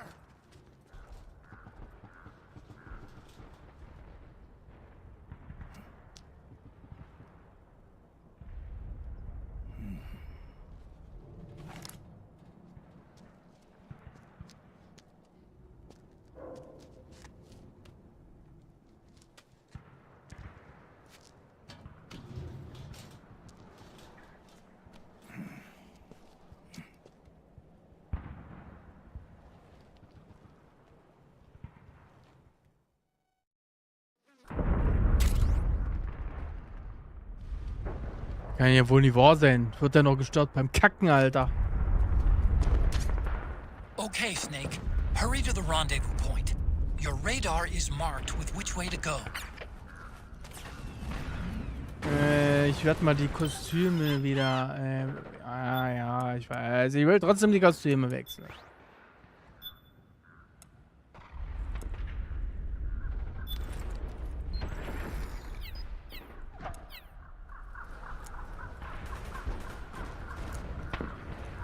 Na. Brav.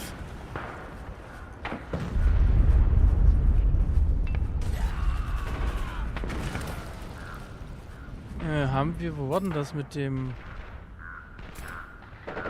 Nee, ist nicht drin, also müssen wir noch mal gucken, wo ist ich?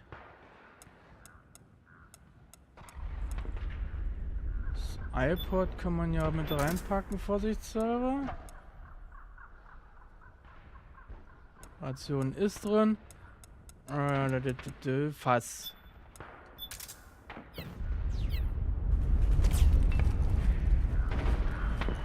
Das Fass läuft gleich über.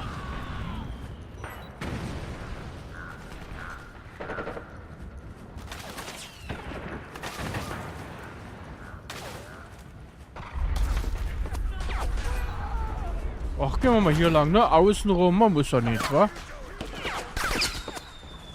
Immer diese Schleichwerbung für Praying Mantis. Ey, nee. Oder auch nicht. Könnte man nicht irgendwie hier außen lang?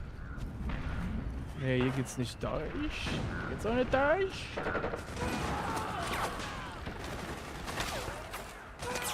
Dann gehen wir hier lang. Geht's einfach.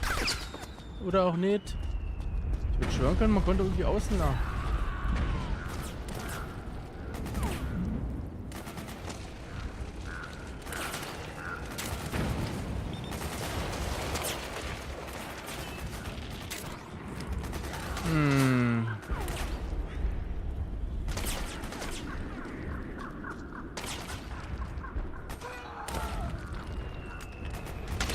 Nee, warte mal. Ich brauche nämlich das andere Ding. Das andere. Ey! Bist du mal... It's a striker. The PMCs have sent reinforcements. Now their defensive line is a lot thicker. It's gonna be tougher to break through. That striker will be shooting at you too. Stay on your toes. It might be best to avoid that area altogether if you can.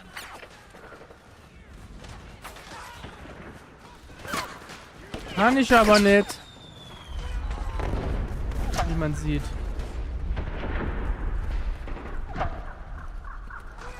Oder so? Ja, vielleicht so.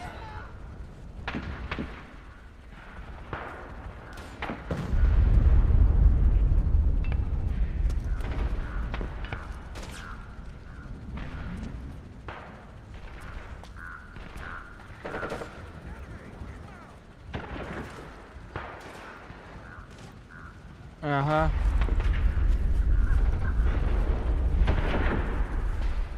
Komm. So, brav. Da ich nicht weiß, wer hier noch rumhängt, gehen wir lieber so lang.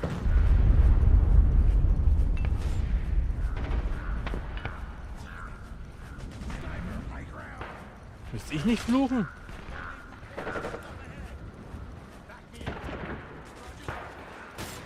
Oh oh.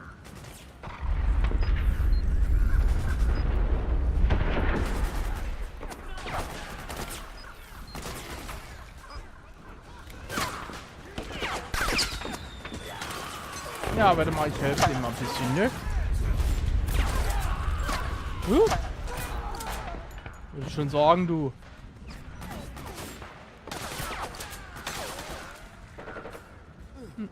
Na, brav.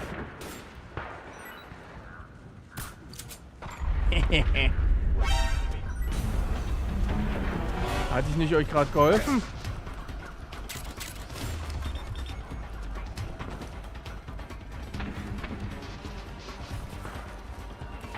Wir benutzen gleich mal das Fässchen. Ich glaube, das kann man gut gebrauchen.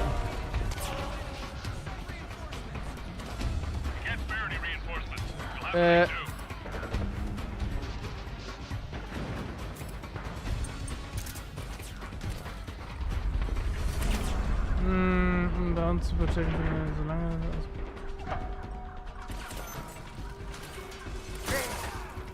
Mann, wie war denn das? Ich konnte doch das rollen lassen.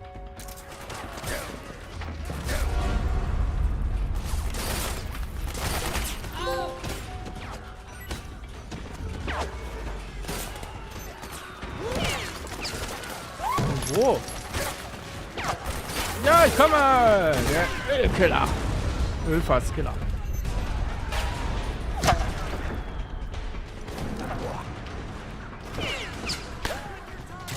Kotzen solltest du nicht.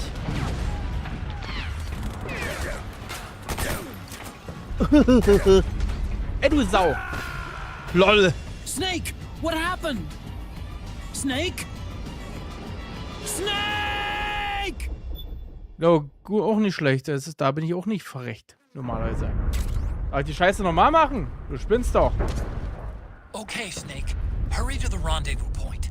Your radar is marked with which way to go. Machen wir es eben so. Ich wollte ja euch einen Gefallen tun, aber nee. Gehen wir hier lang. Ach nee, da sind die PMCs. Gehen wir hier lang gehen.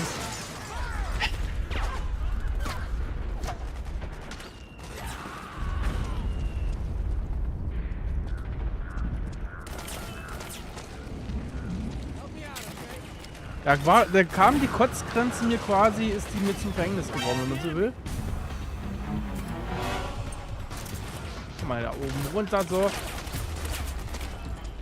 Geht doch.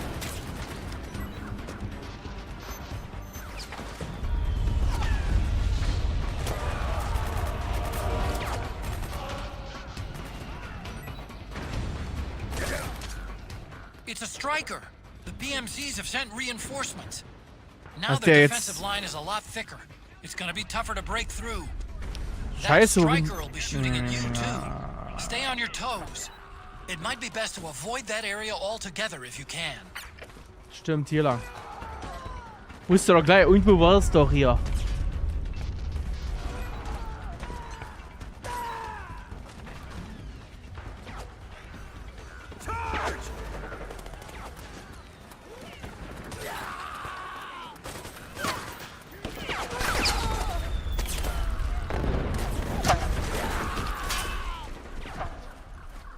Ist vielleicht besser so, dass sie abgeknallt wurden. Ich meine Ruhe, ey.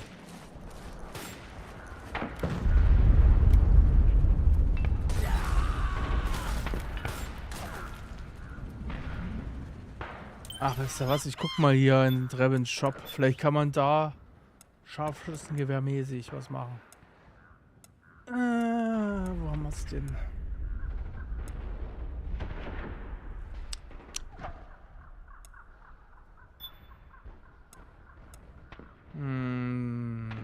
Muni. Wo könnte man das nicht irgendwie einstellen hier? Ich glaube, das war auch irgendwo hier hinten. Muni.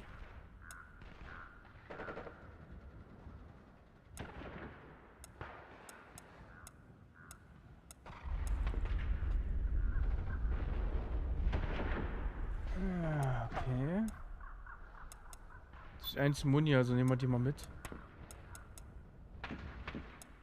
Ja, so. Oh, Entschuldigung.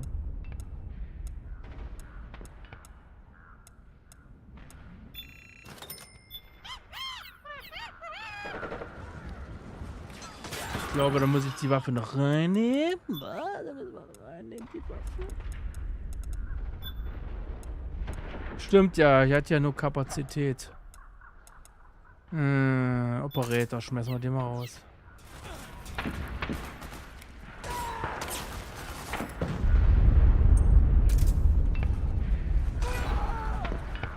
Okay.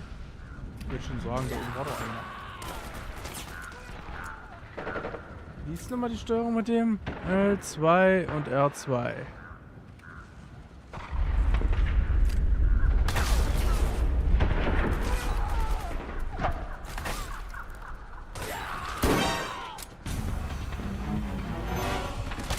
So.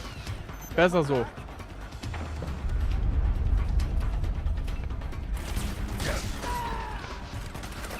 Knall ich jetzt weg, jetzt nicht mehr.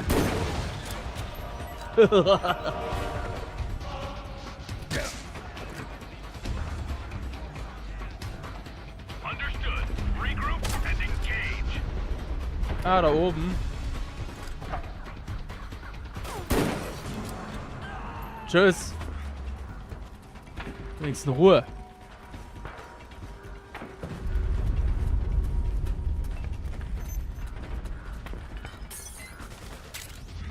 Ist eigentlich nicht gerade ungefährlich, wenn ich jetzt nämlich die Kostüme abnehme. Oder das Kostüm, will er mich wegklatschen. Finde das, glaube ich, dann nicht mehr so witzig.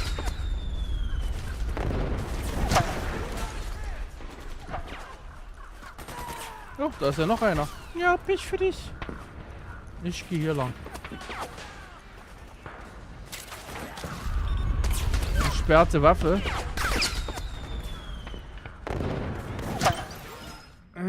Dann machen wir das hier nochmal.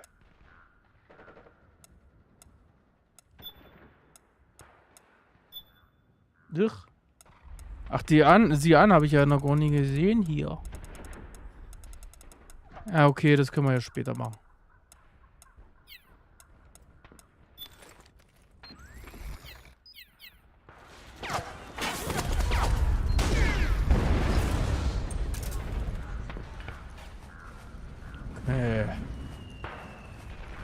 Konnte ich vielleicht hier lang? Wäre vielleicht auch eine Idee.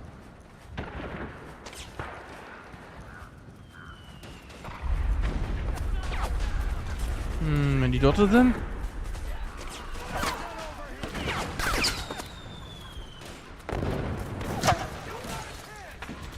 Ja.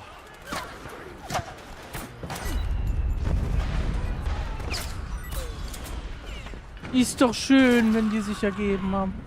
Erstmal hier nochmal hinlegen.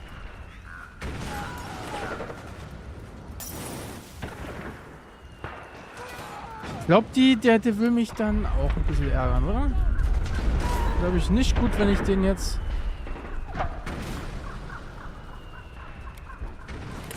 Nee, die klatschen mich, glaube ich, weg, oder? Ich gehe mal, ich gucke erst mal.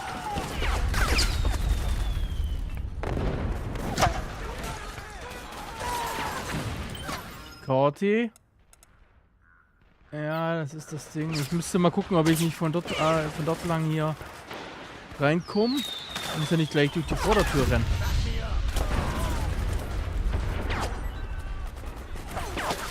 Oh, hat mich erkannt, okay.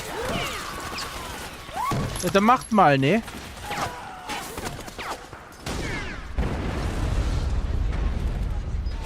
Schade, kann ich rüber.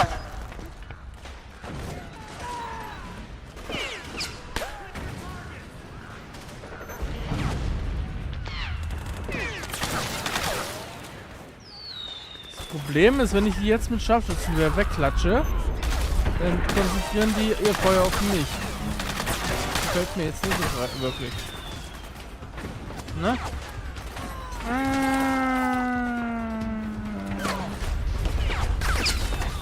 Du bist auch doof.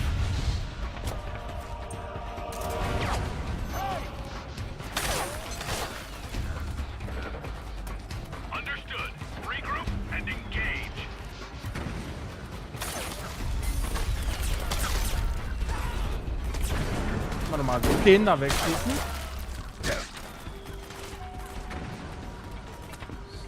So. Mann, ihr gebt mir auf den Sack.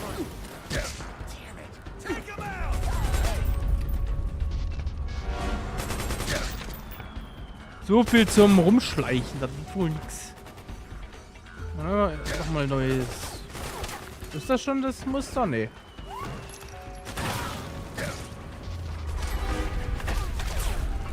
Nee, das ist nicht die Tarnung.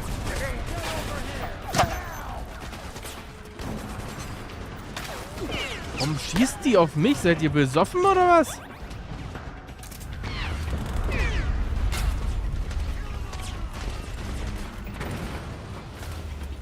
Nur eine Möglichkeit noch. Hier lang.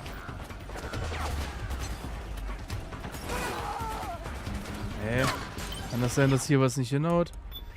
Das Ding hatte ich doch gar nicht eingestellt, Mann. Auto. Ja.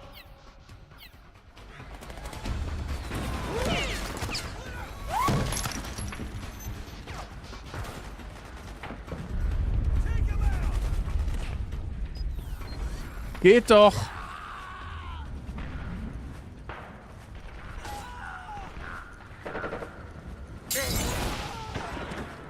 Hä?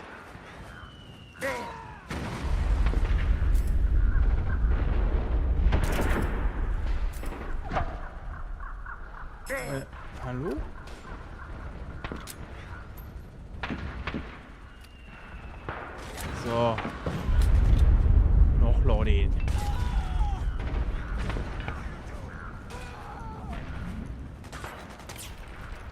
Da, da, da, da, da, da, da, da, da, da.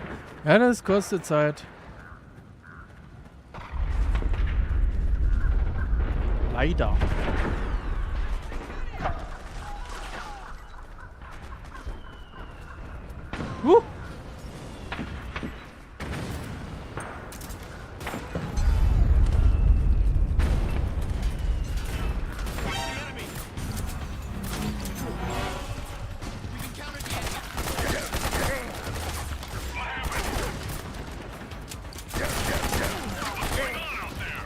Mann, das kann doch wohl nicht wahr sein.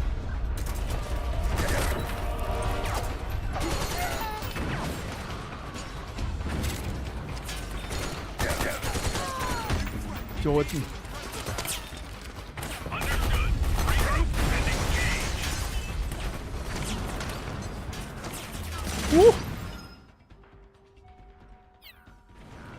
Ganz schnell rüber. Jetzt hauen die. Ich glaube, hier rein kann ich, wa?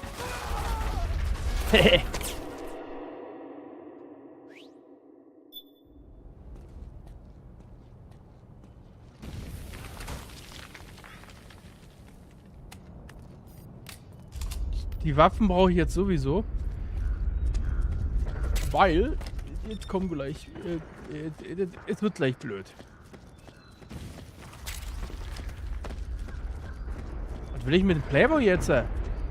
Bringt mir nicht weiter.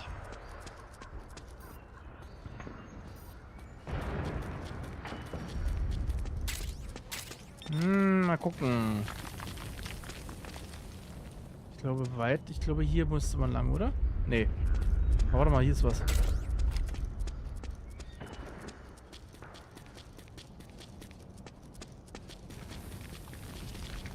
Oder auch nicht. Dann würde ich irgendwie doch irgendwo anders abbiegen müssen.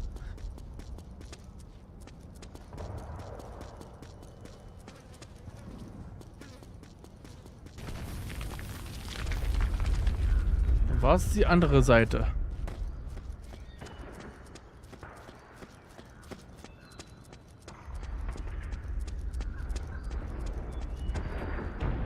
Ja.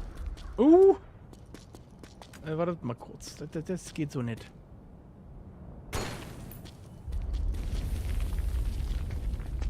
Ja, stimmt. Die haben hier Fallen ausgelegt. Das ist nicht nett. Da oben wieder.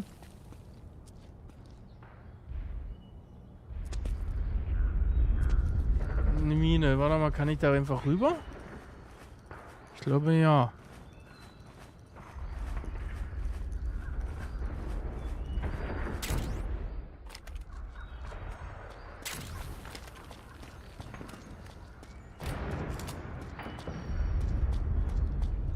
Was macht ihr heute noch so Schönes? Das Stream beendet ist?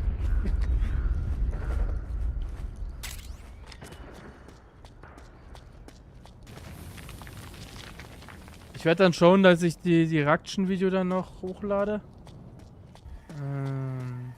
Aufpassen, nicht, dass hier irgendwo Minen sind.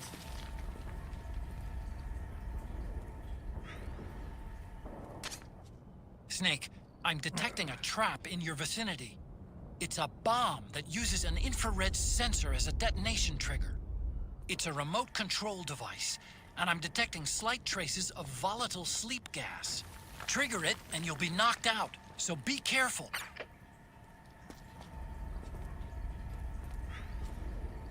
Ja, es bringt nichts. Ich doch woanders lang. Ja.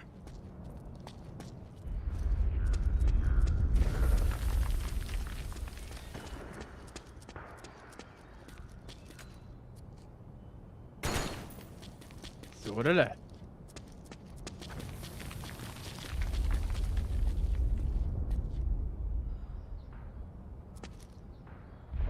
Hier muss ich, glaube ich, auch noch nicht.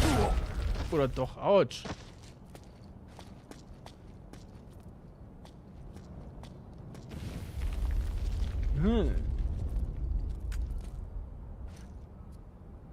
Was zu war? Ja, nee, da müssen wir noch. Da müssen wir wahrscheinlich den Flur lang.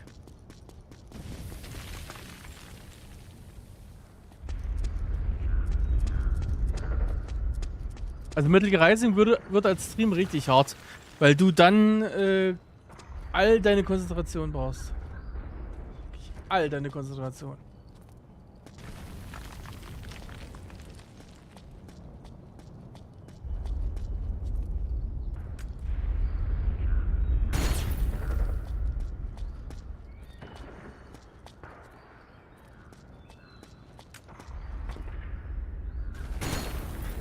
Das haben wir.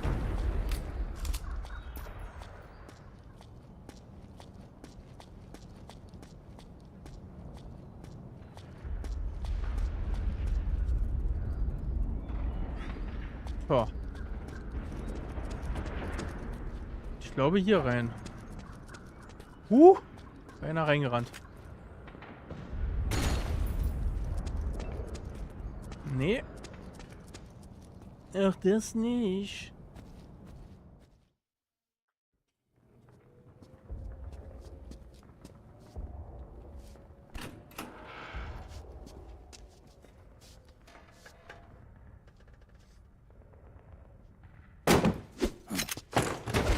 Drop your weapon!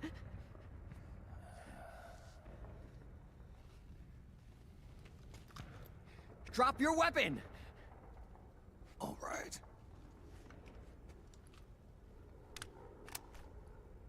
Here. Easy now.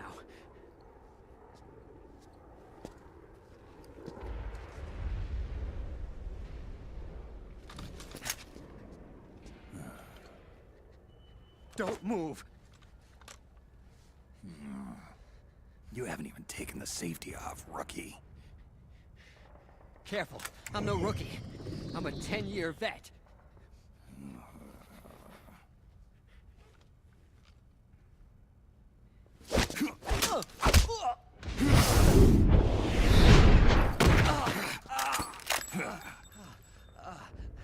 How the hell did you ever survive 10 years?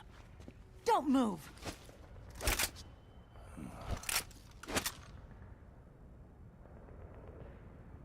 CQC. Real big boss, huh?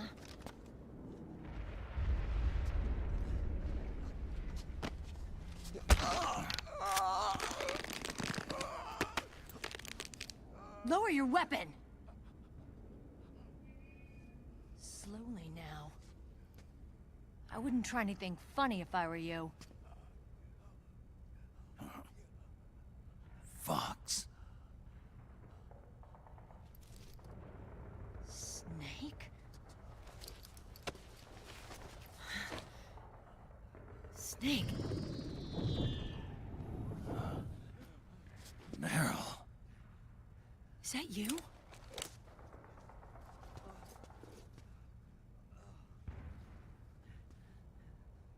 What happened to your face?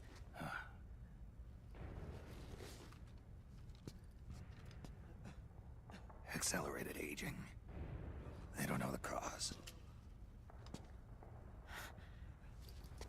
Oh my god. Meryl, you're my informant in the U.S. military. And you must be the inspector sent by the UN.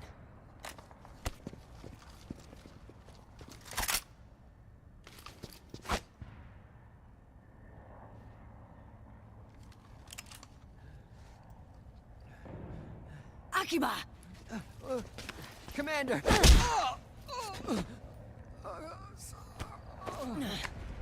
Sorry. This is Rat Patrol Team 01.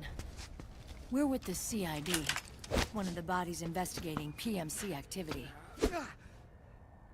First hounds, now rats.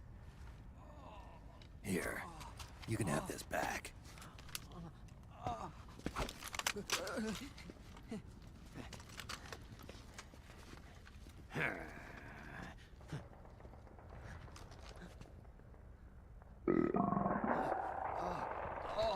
What is your problem?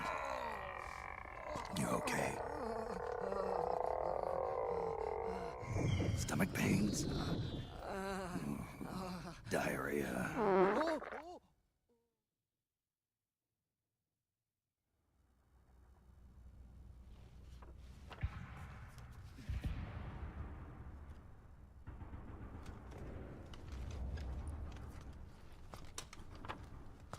been 4 days since Liquid arrived in the area.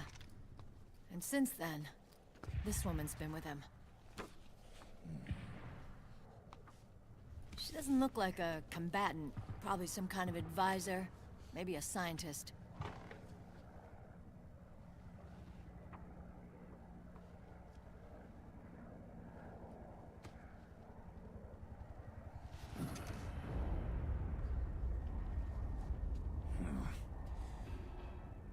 So, you're the commander of this O1 unit?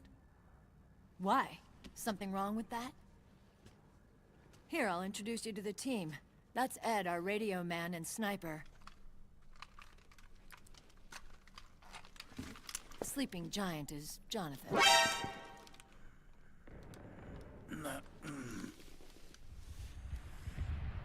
Don't stand behind him. He hates it when people go around his back. And finally... Johnny. Everybody just calls him Akiba. Commander, I've finished installing the sensors. Whoa.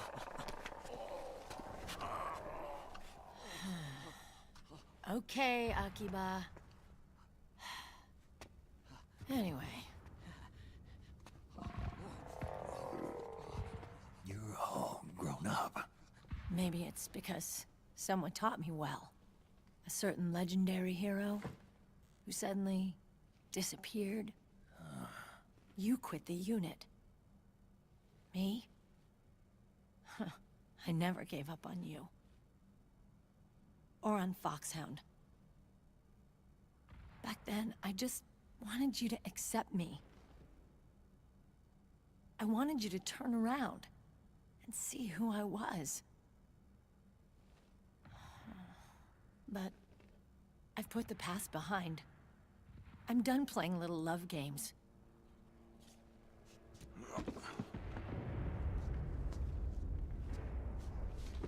So, what are you here for? Threat assessment. The PMCs. Really? Because I heard a rumor there's an assassin out there targeting their leader. Well, that's some rumor. I'm only here because the UN wants me to assess the impact and effects of PMCs on their refugee protection efforts. That's all? More than enough for a retired vet like me. I know he's plotting an insurrection. But as long as AT Security's system is in place, there's no way he'll succeed. How can you be so sure? They've implemented a system that monitors in real time every single soldier engaged in combat action, whether he's State Army or PMC. Each individual soldier has been fully ID tagged with nanomachines injected into their bodies for that purpose. The nanomachines keep track of the soldiers and their real-time personal data 24 hours a day. They monitor each man's position, movement speed, reserve ammo, firing accuracy, wounds, rations, water intake and supply, sweat secreted, heart rate, blood pressure and sugar levels, oxygen. All the data gathered on body condition, on sensory organ data showing pain and fear, data on every internal response within the body. All of it is collected by an AI at the system's core. This data is monitored at HQ to enable command to make quicker, more precise, more rational decisions. It also enables crisis management for each individual soldier. It's being used by the US military, by state armies in allied countries, by PMCs.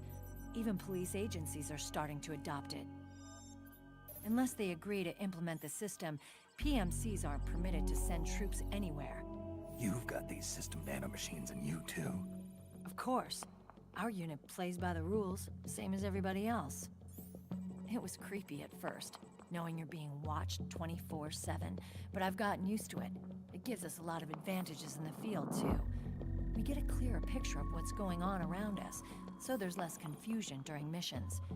And our nanomachines communicate with each other, making teamwork a lot smoother. And that's not all the system does for us. It's also a security guarantee against the PMCs. Security guarantee. That's right. The PMCs are combat groups without states or ideologies. They're not fighting out of nationalism or for a cause. They don't care why the war is being fought.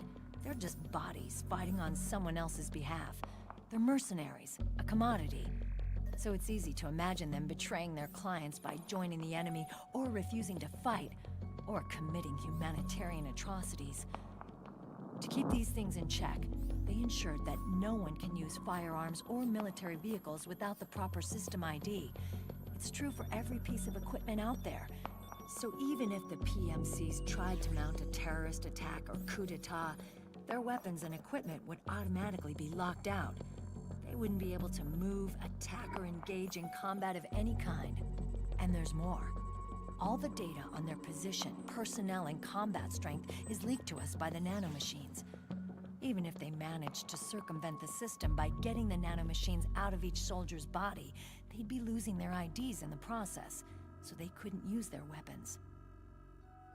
And the Patriots are behind this. Lalilulelo, what are you talking about? Never mind. So this system is foolproof, huh? Completely. They call it SOP. Sons of the Patriots. The AI that controls it is a tightly guarded secret, both at Arms Tech Security, where it was developed, and at the Pentagon. There's no way a third party could get control of it. I just met a guy who said he can launder ID guns. The system does have holes. There can't be more than a few hundred of those gun launderers. It's just a grassroots movement. It's not like they can affect the entire PMC war machine. Anyway, Liquid would have had to register as a PMC in the system to assemble an army that massive. His PMCs might even exceed the US military in terms of numbers, but as long as they're registered, their soldiers' activities are constantly being monitored. So long as the US responds immediately when Liquid makes his move, we can take them down by force. By force, huh? When RSOC heard about Liquid's plans, they sent us to sniff around the PMCs. Even with this SOP keeping an eye on things, there are always trouble spots to deal with in the field. Disorderly conduct, disobeying orders, contract violations. We act as backup for the system by monitoring the soldiers. PMC inspections are always carried out on the battlefield. That's why we're authorized to carry and use weapons. We've lost 5 inspection teams in the past few months alone. They were all undercover inside Liquid's PMCs.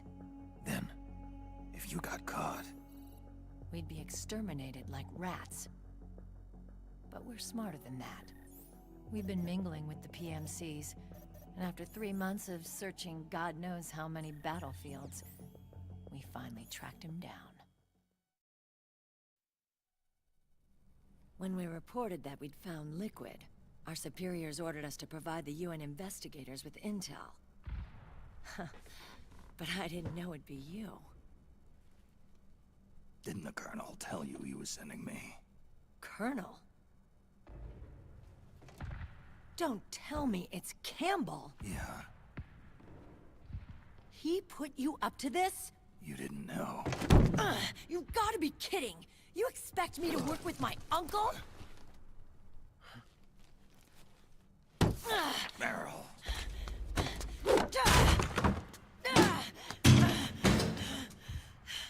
This is bullshit! He's not my father.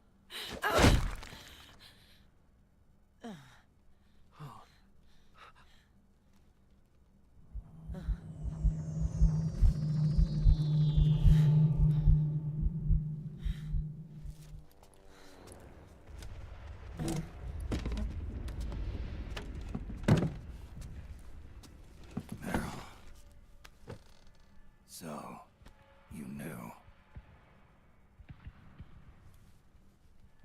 Yeah. Little violation of the need-to-know rule. Then, why are you still calling him Uncle? You're still calling him Colonel. He's your father. As far as I'm concerned, we're still uncle and niece. I will never forgive that womanizing piece of shit. Meryl.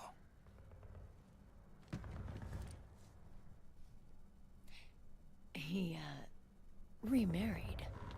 Really? His new wife's about my age. I hear she's even got a kid.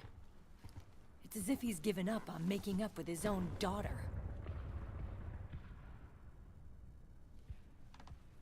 Men. Selfish, egotistical pigs.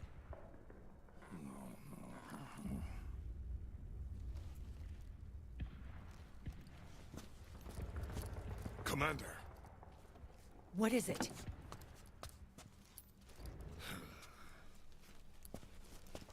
There's 20 of them. And they're not from that PMC praying mantis either. It's the fraud. His private troops.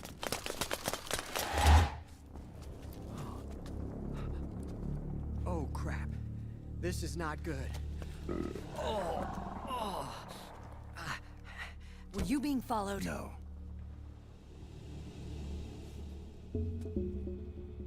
Akiba! They might have seen the reflection off my scope lens. Whoa, wait. Hang on. You guys think it was my fault?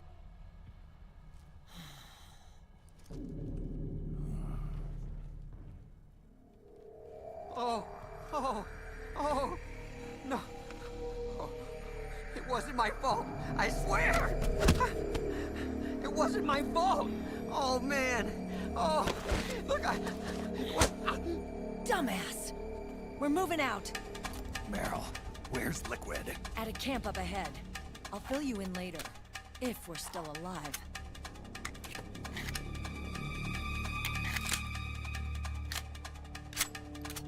Follow me.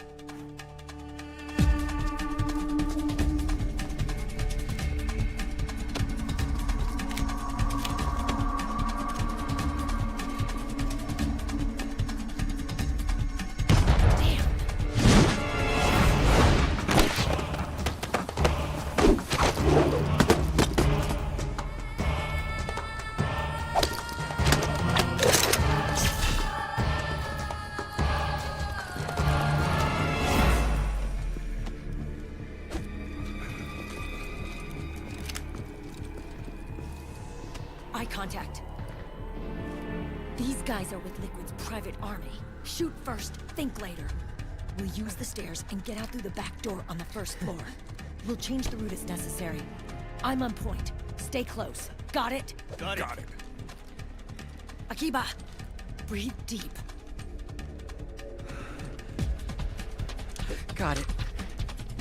We've got a real live legendary hero with us. Try not to choke. Move! Oh, jetzt wird's lustig. Ja, die langen Zwischensequenzen entstehen dadurch, dass einfach der 3 Themen aufmacht, die, glaube ich, für 2 Spiele gereicht hätte.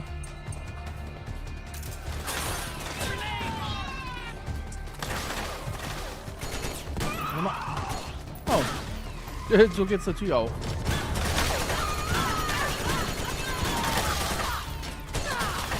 Oh, oh. Ach, das ist erledigt. Oder auch nicht. Ja.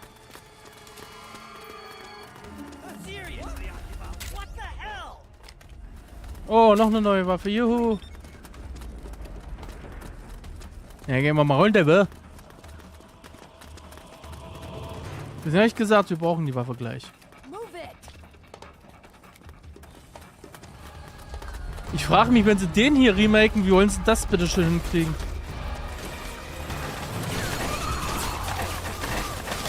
Wir sind hier so in Remake-Laune, Konami. Wie wollen sie das am besten umsetzen hier? Ich meine ja, so viel rausholen kannst du bei dem Teil hier eigentlich ohne mehr viel. Der ist ja schon sehr gut, nur, ja. Bei den anderen kannst du noch sagen, da konntest du was noch verbessern, da willst du hier noch verbessern. Die Zwischensequenzen kannst du nicht streichen. Kannst du nicht streichen. Ups. Ja klar, der hat natürlich jetzt wieder keine Nummer. Kannst du nicht streichen und sonst, was willst du hier verbessern? Kannst du nur grafisch aufpolieren, mehr kannst du nicht machen.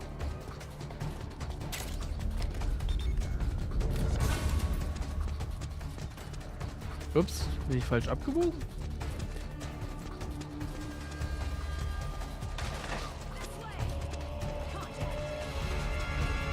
Oh, sorry, hier hätte ich lang gemerkt. Ach nee, da lang würde ich schon.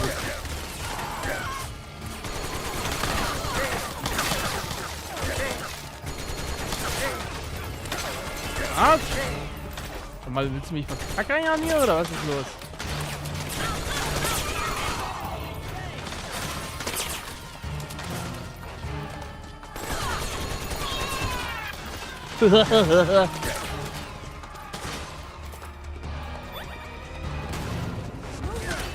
War hier nicht noch Ulti-Ration oder so? Habe ich da nicht was im Auge gehabt? Musik, Metal Gear 2, Solid Snake, yay!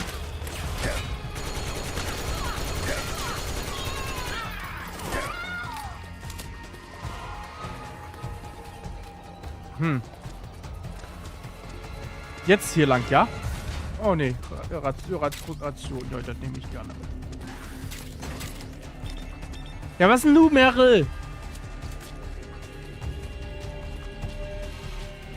Hier ist doch nix.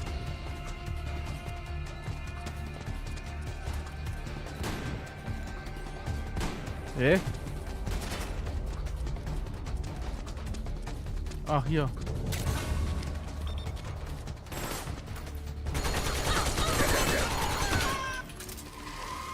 Ups. Jetzt aber.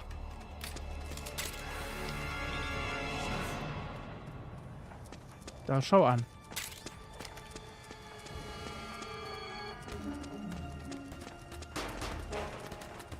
iPods gibt's doch, glaube ich, gar nicht mehr, oder? Das war doch bloß damals so ein Trend.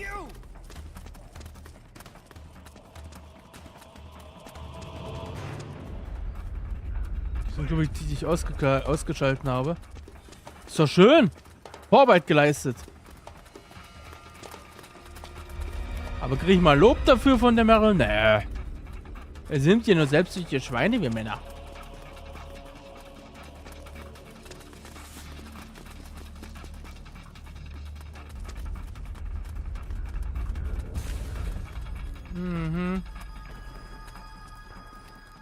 Das ist zu ruhig. Lass einen Besen, wenn die nicht kommen.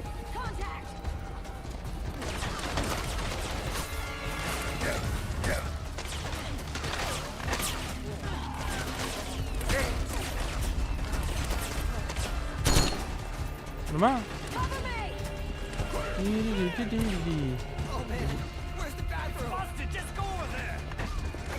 Stinker!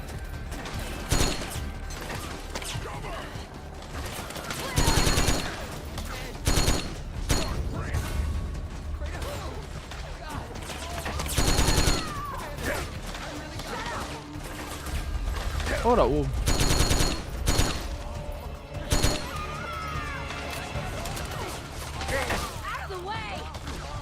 Alter.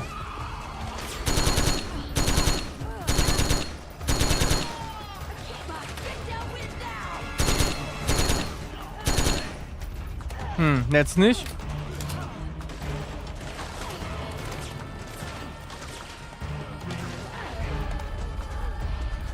Komm.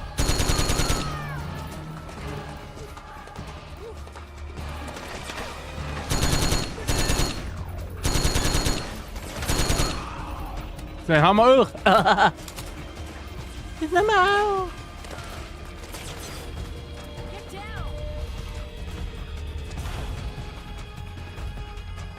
Nee, immer noch nicht.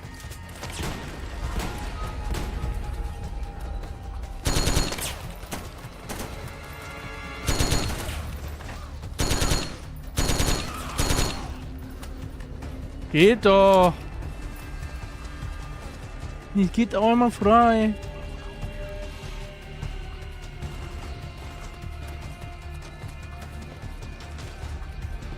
So, Relay. Gehen wir hier lang, ja? Dieser Stinker! Von hier? Snake, Akiba's been knocked out.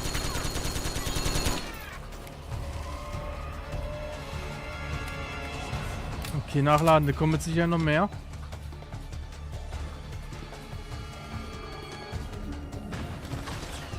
Na, komm!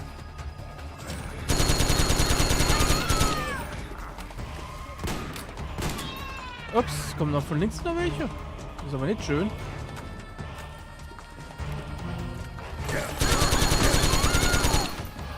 Das finde ich aber nicht schön, du.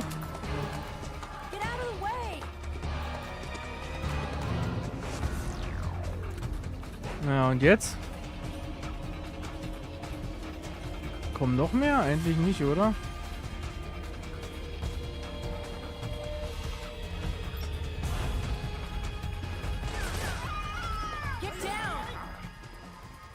Hi Smiley, willkommen im Stream.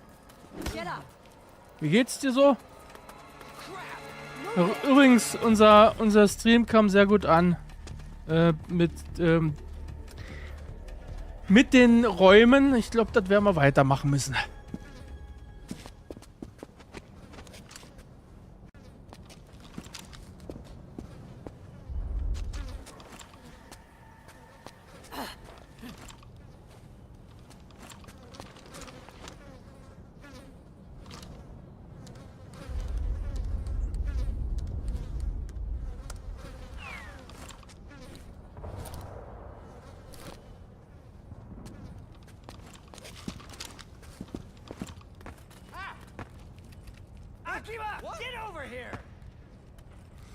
Ja, müssen wir erstmal uns was ausknobeln, wann und wie.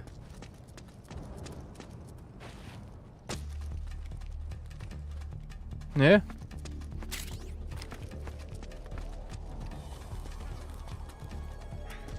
Muss ja sehen, das hat ja auch Lebensjahre gekostet, was wir da abgezogen haben. Ne? Das war ja nicht so einfach, du.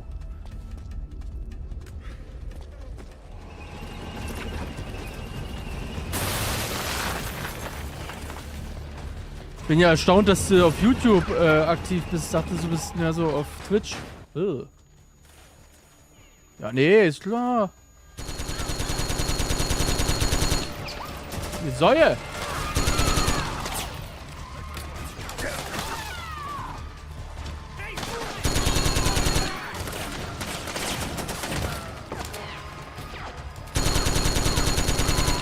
Ja, nee, ich geh weg.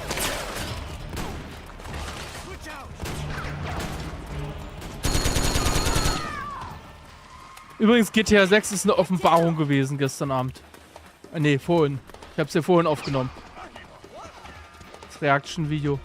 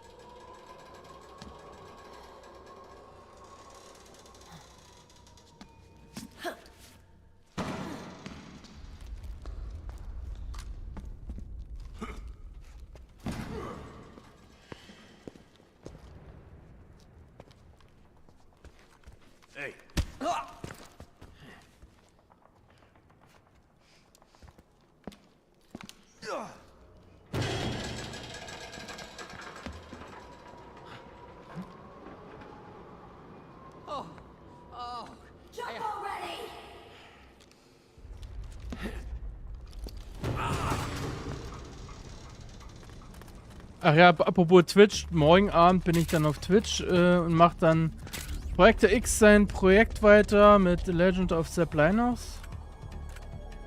Ja, damit das auch weitergeht, ne?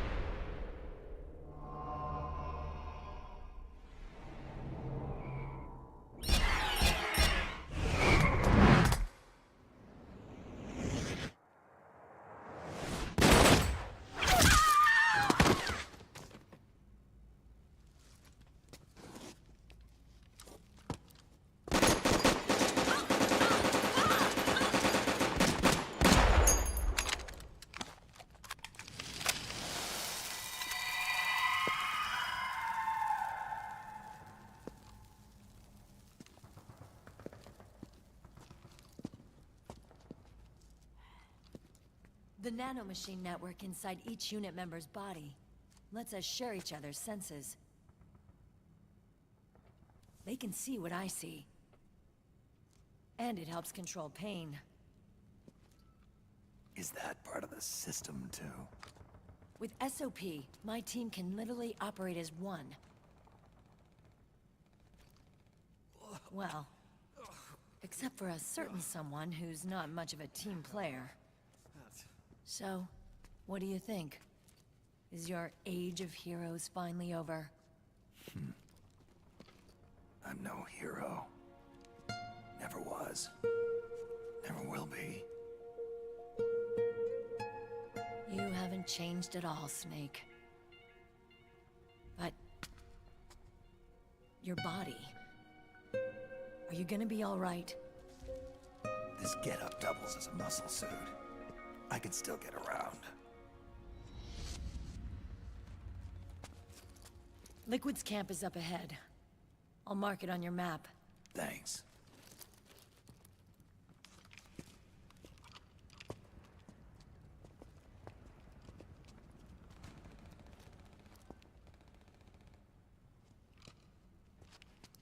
Akiba! One man's blunder can compromise the whole team. I'm sorry, Commander.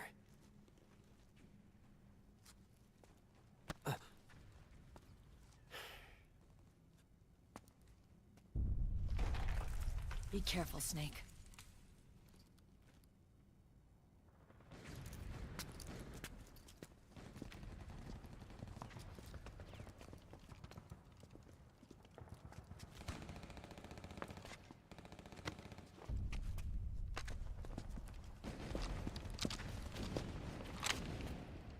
Wie meinst du, Abo wäre weg?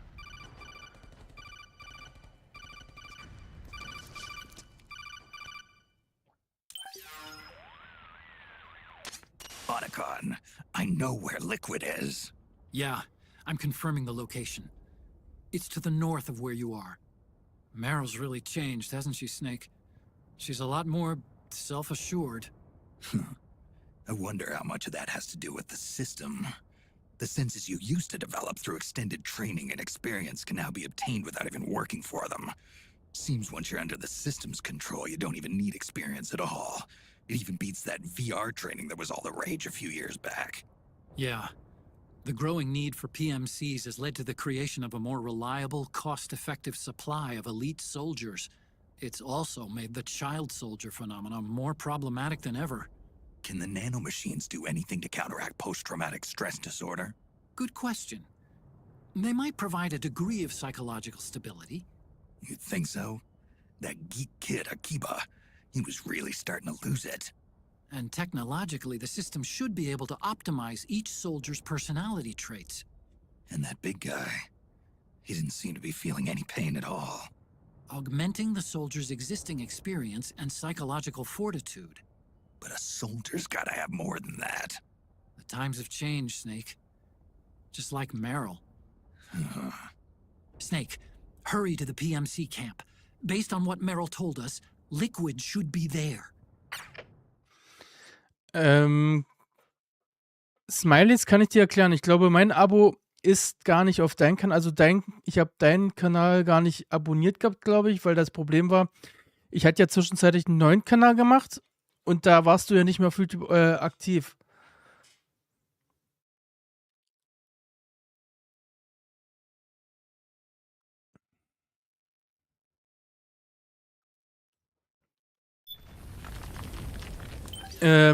Das ist einfach, weil ich würde meinen, die hatten vor 1, 2 Jahren oder 3 Jahre, das ist glaube ich hier, hat YouTube eine Anpassung gemacht, Smiley. Und zwar musst du mit deinem Kanal, egal ob du jetzt streamst, ob du YouTuber bist oder nicht, musst du, glaube ich, 2 Jahre lang aktiv sein. Musst du, glaube ich, 2 Jahre aktiv sein, sonst, glaube ich, verschwinden deine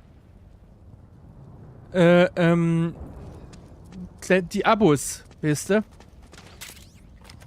Ich kann deinen Kanal wieder abonnieren, wenn du willst. Nur, das Ding ist, ich habe keinen Link mehr dazu.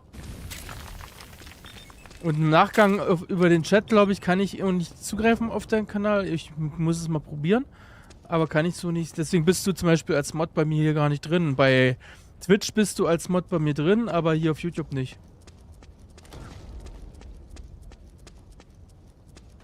Ja, da raus müssen wir.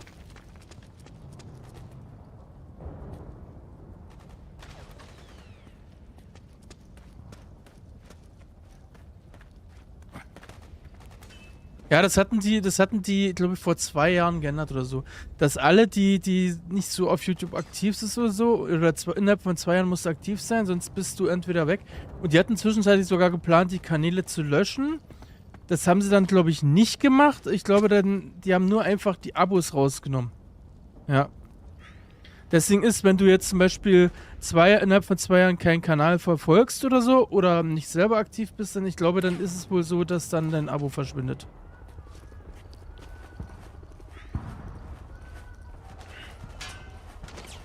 Wir können auch morgen, habe ich überlegt, wir können auch morgen gerne, da kann ich auch meinen Plan ändern, wir können auch morgen Backrooms machen.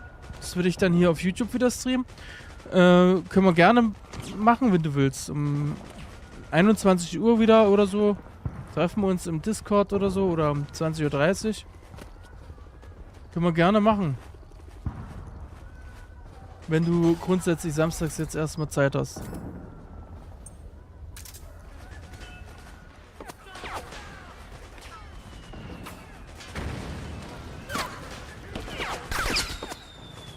Oh.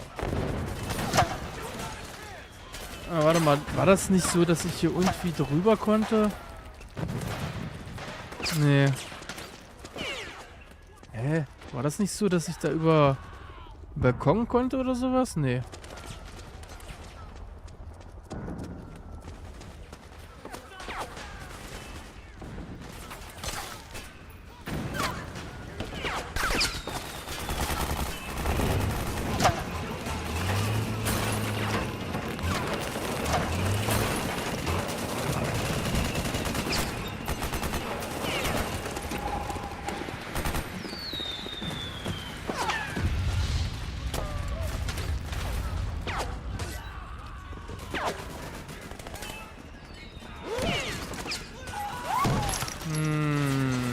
Ich glaube, den konnte man auch ausschalten.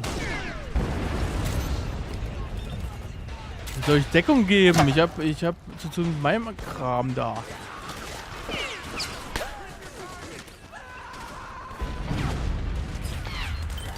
Ich muss selber gucken.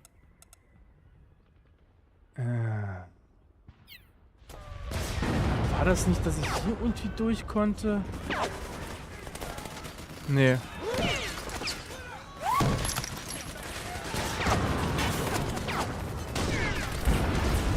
Nee, das war hier, glaube ich, oder?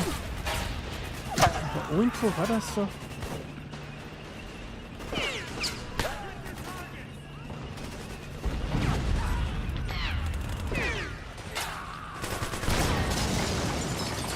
Nee, den Panzer konnte ich nicht ausschalten. Das war ja von den Rebellen. Stimmt.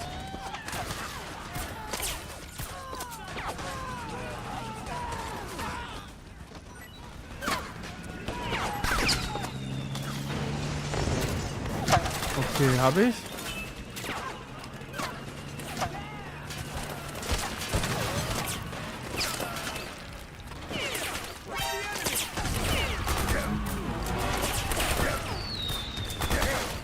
Hey, du Arschkrampe, ich werde dir helfen, du.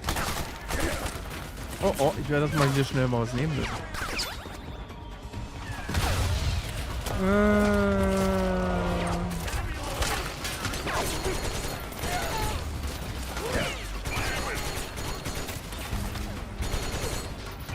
Gottes Willen. So. Geht doch.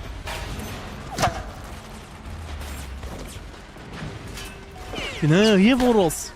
Viel zu lange her. Also meinst 20:30 Uhr im Discord?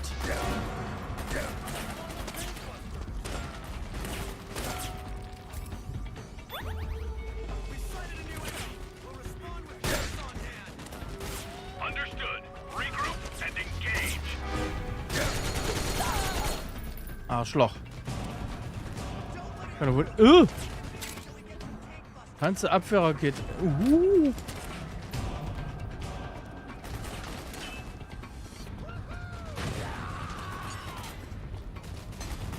Ich weiß nicht, wie lange der noch jubelt, wenn er so weitergeht. Warte mal, ich muss hier runter, wa? Oh, klar. Stimmt, hier gibt's Fallen, oder? Nee.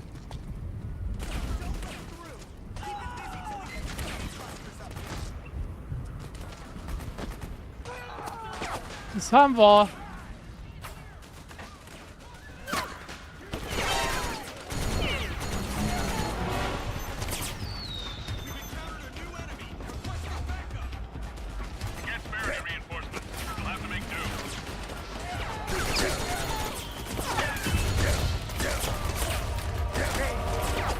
Oh Mann, Alter. Geh mir jetzt nicht auf den Sack hier.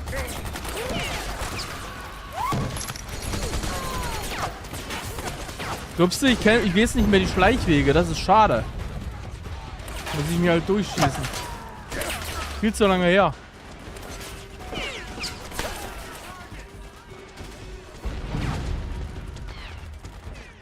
Die Schleichwege vergessen. Ich habe ich total vergessen, Mann. Also 20:30 Uhr im Discord. Das ist schön.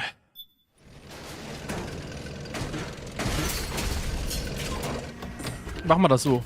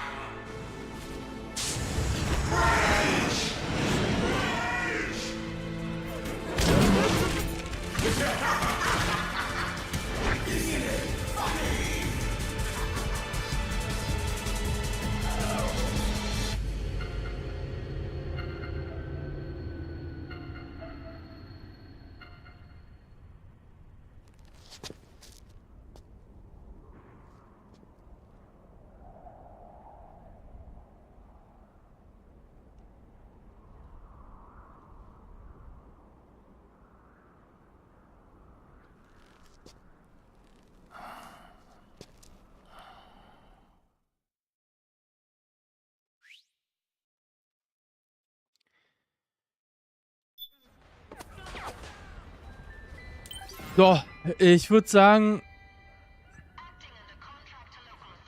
Naja, machen wir so. Ich würde sagen, ich beende den Stream hiermit. Ich bedanke mich bei Veska, bei Smiley, bei Kitty und bei Mr. Natural. Und bei allen anderen Zuschauern. Und wir machen morgen auf YouTube weiter mit Escape to the Backrooms. Ich denke mal so vielleicht um 21 Uhr werde ich den Stream starten. Und Sonntag streame ich dann auf Twitch. Da mache ich erstmal einen Reaction-Stream wieder, habe ich jetzt überlegt, um 20 Uhr. Und dann unter der Woche mache ich dann Projektor X sein Projekt weiter. Ne? So dass ich auch am Sonntag Reaction-Stream noch machen kann, damit ich ein paar Reaktionen einfangen kann wieder. Und ich werde jetzt erstmal nach dem Stream das Reaction-Video auf YouTube hochladen. Und zwar das mit GTA 6.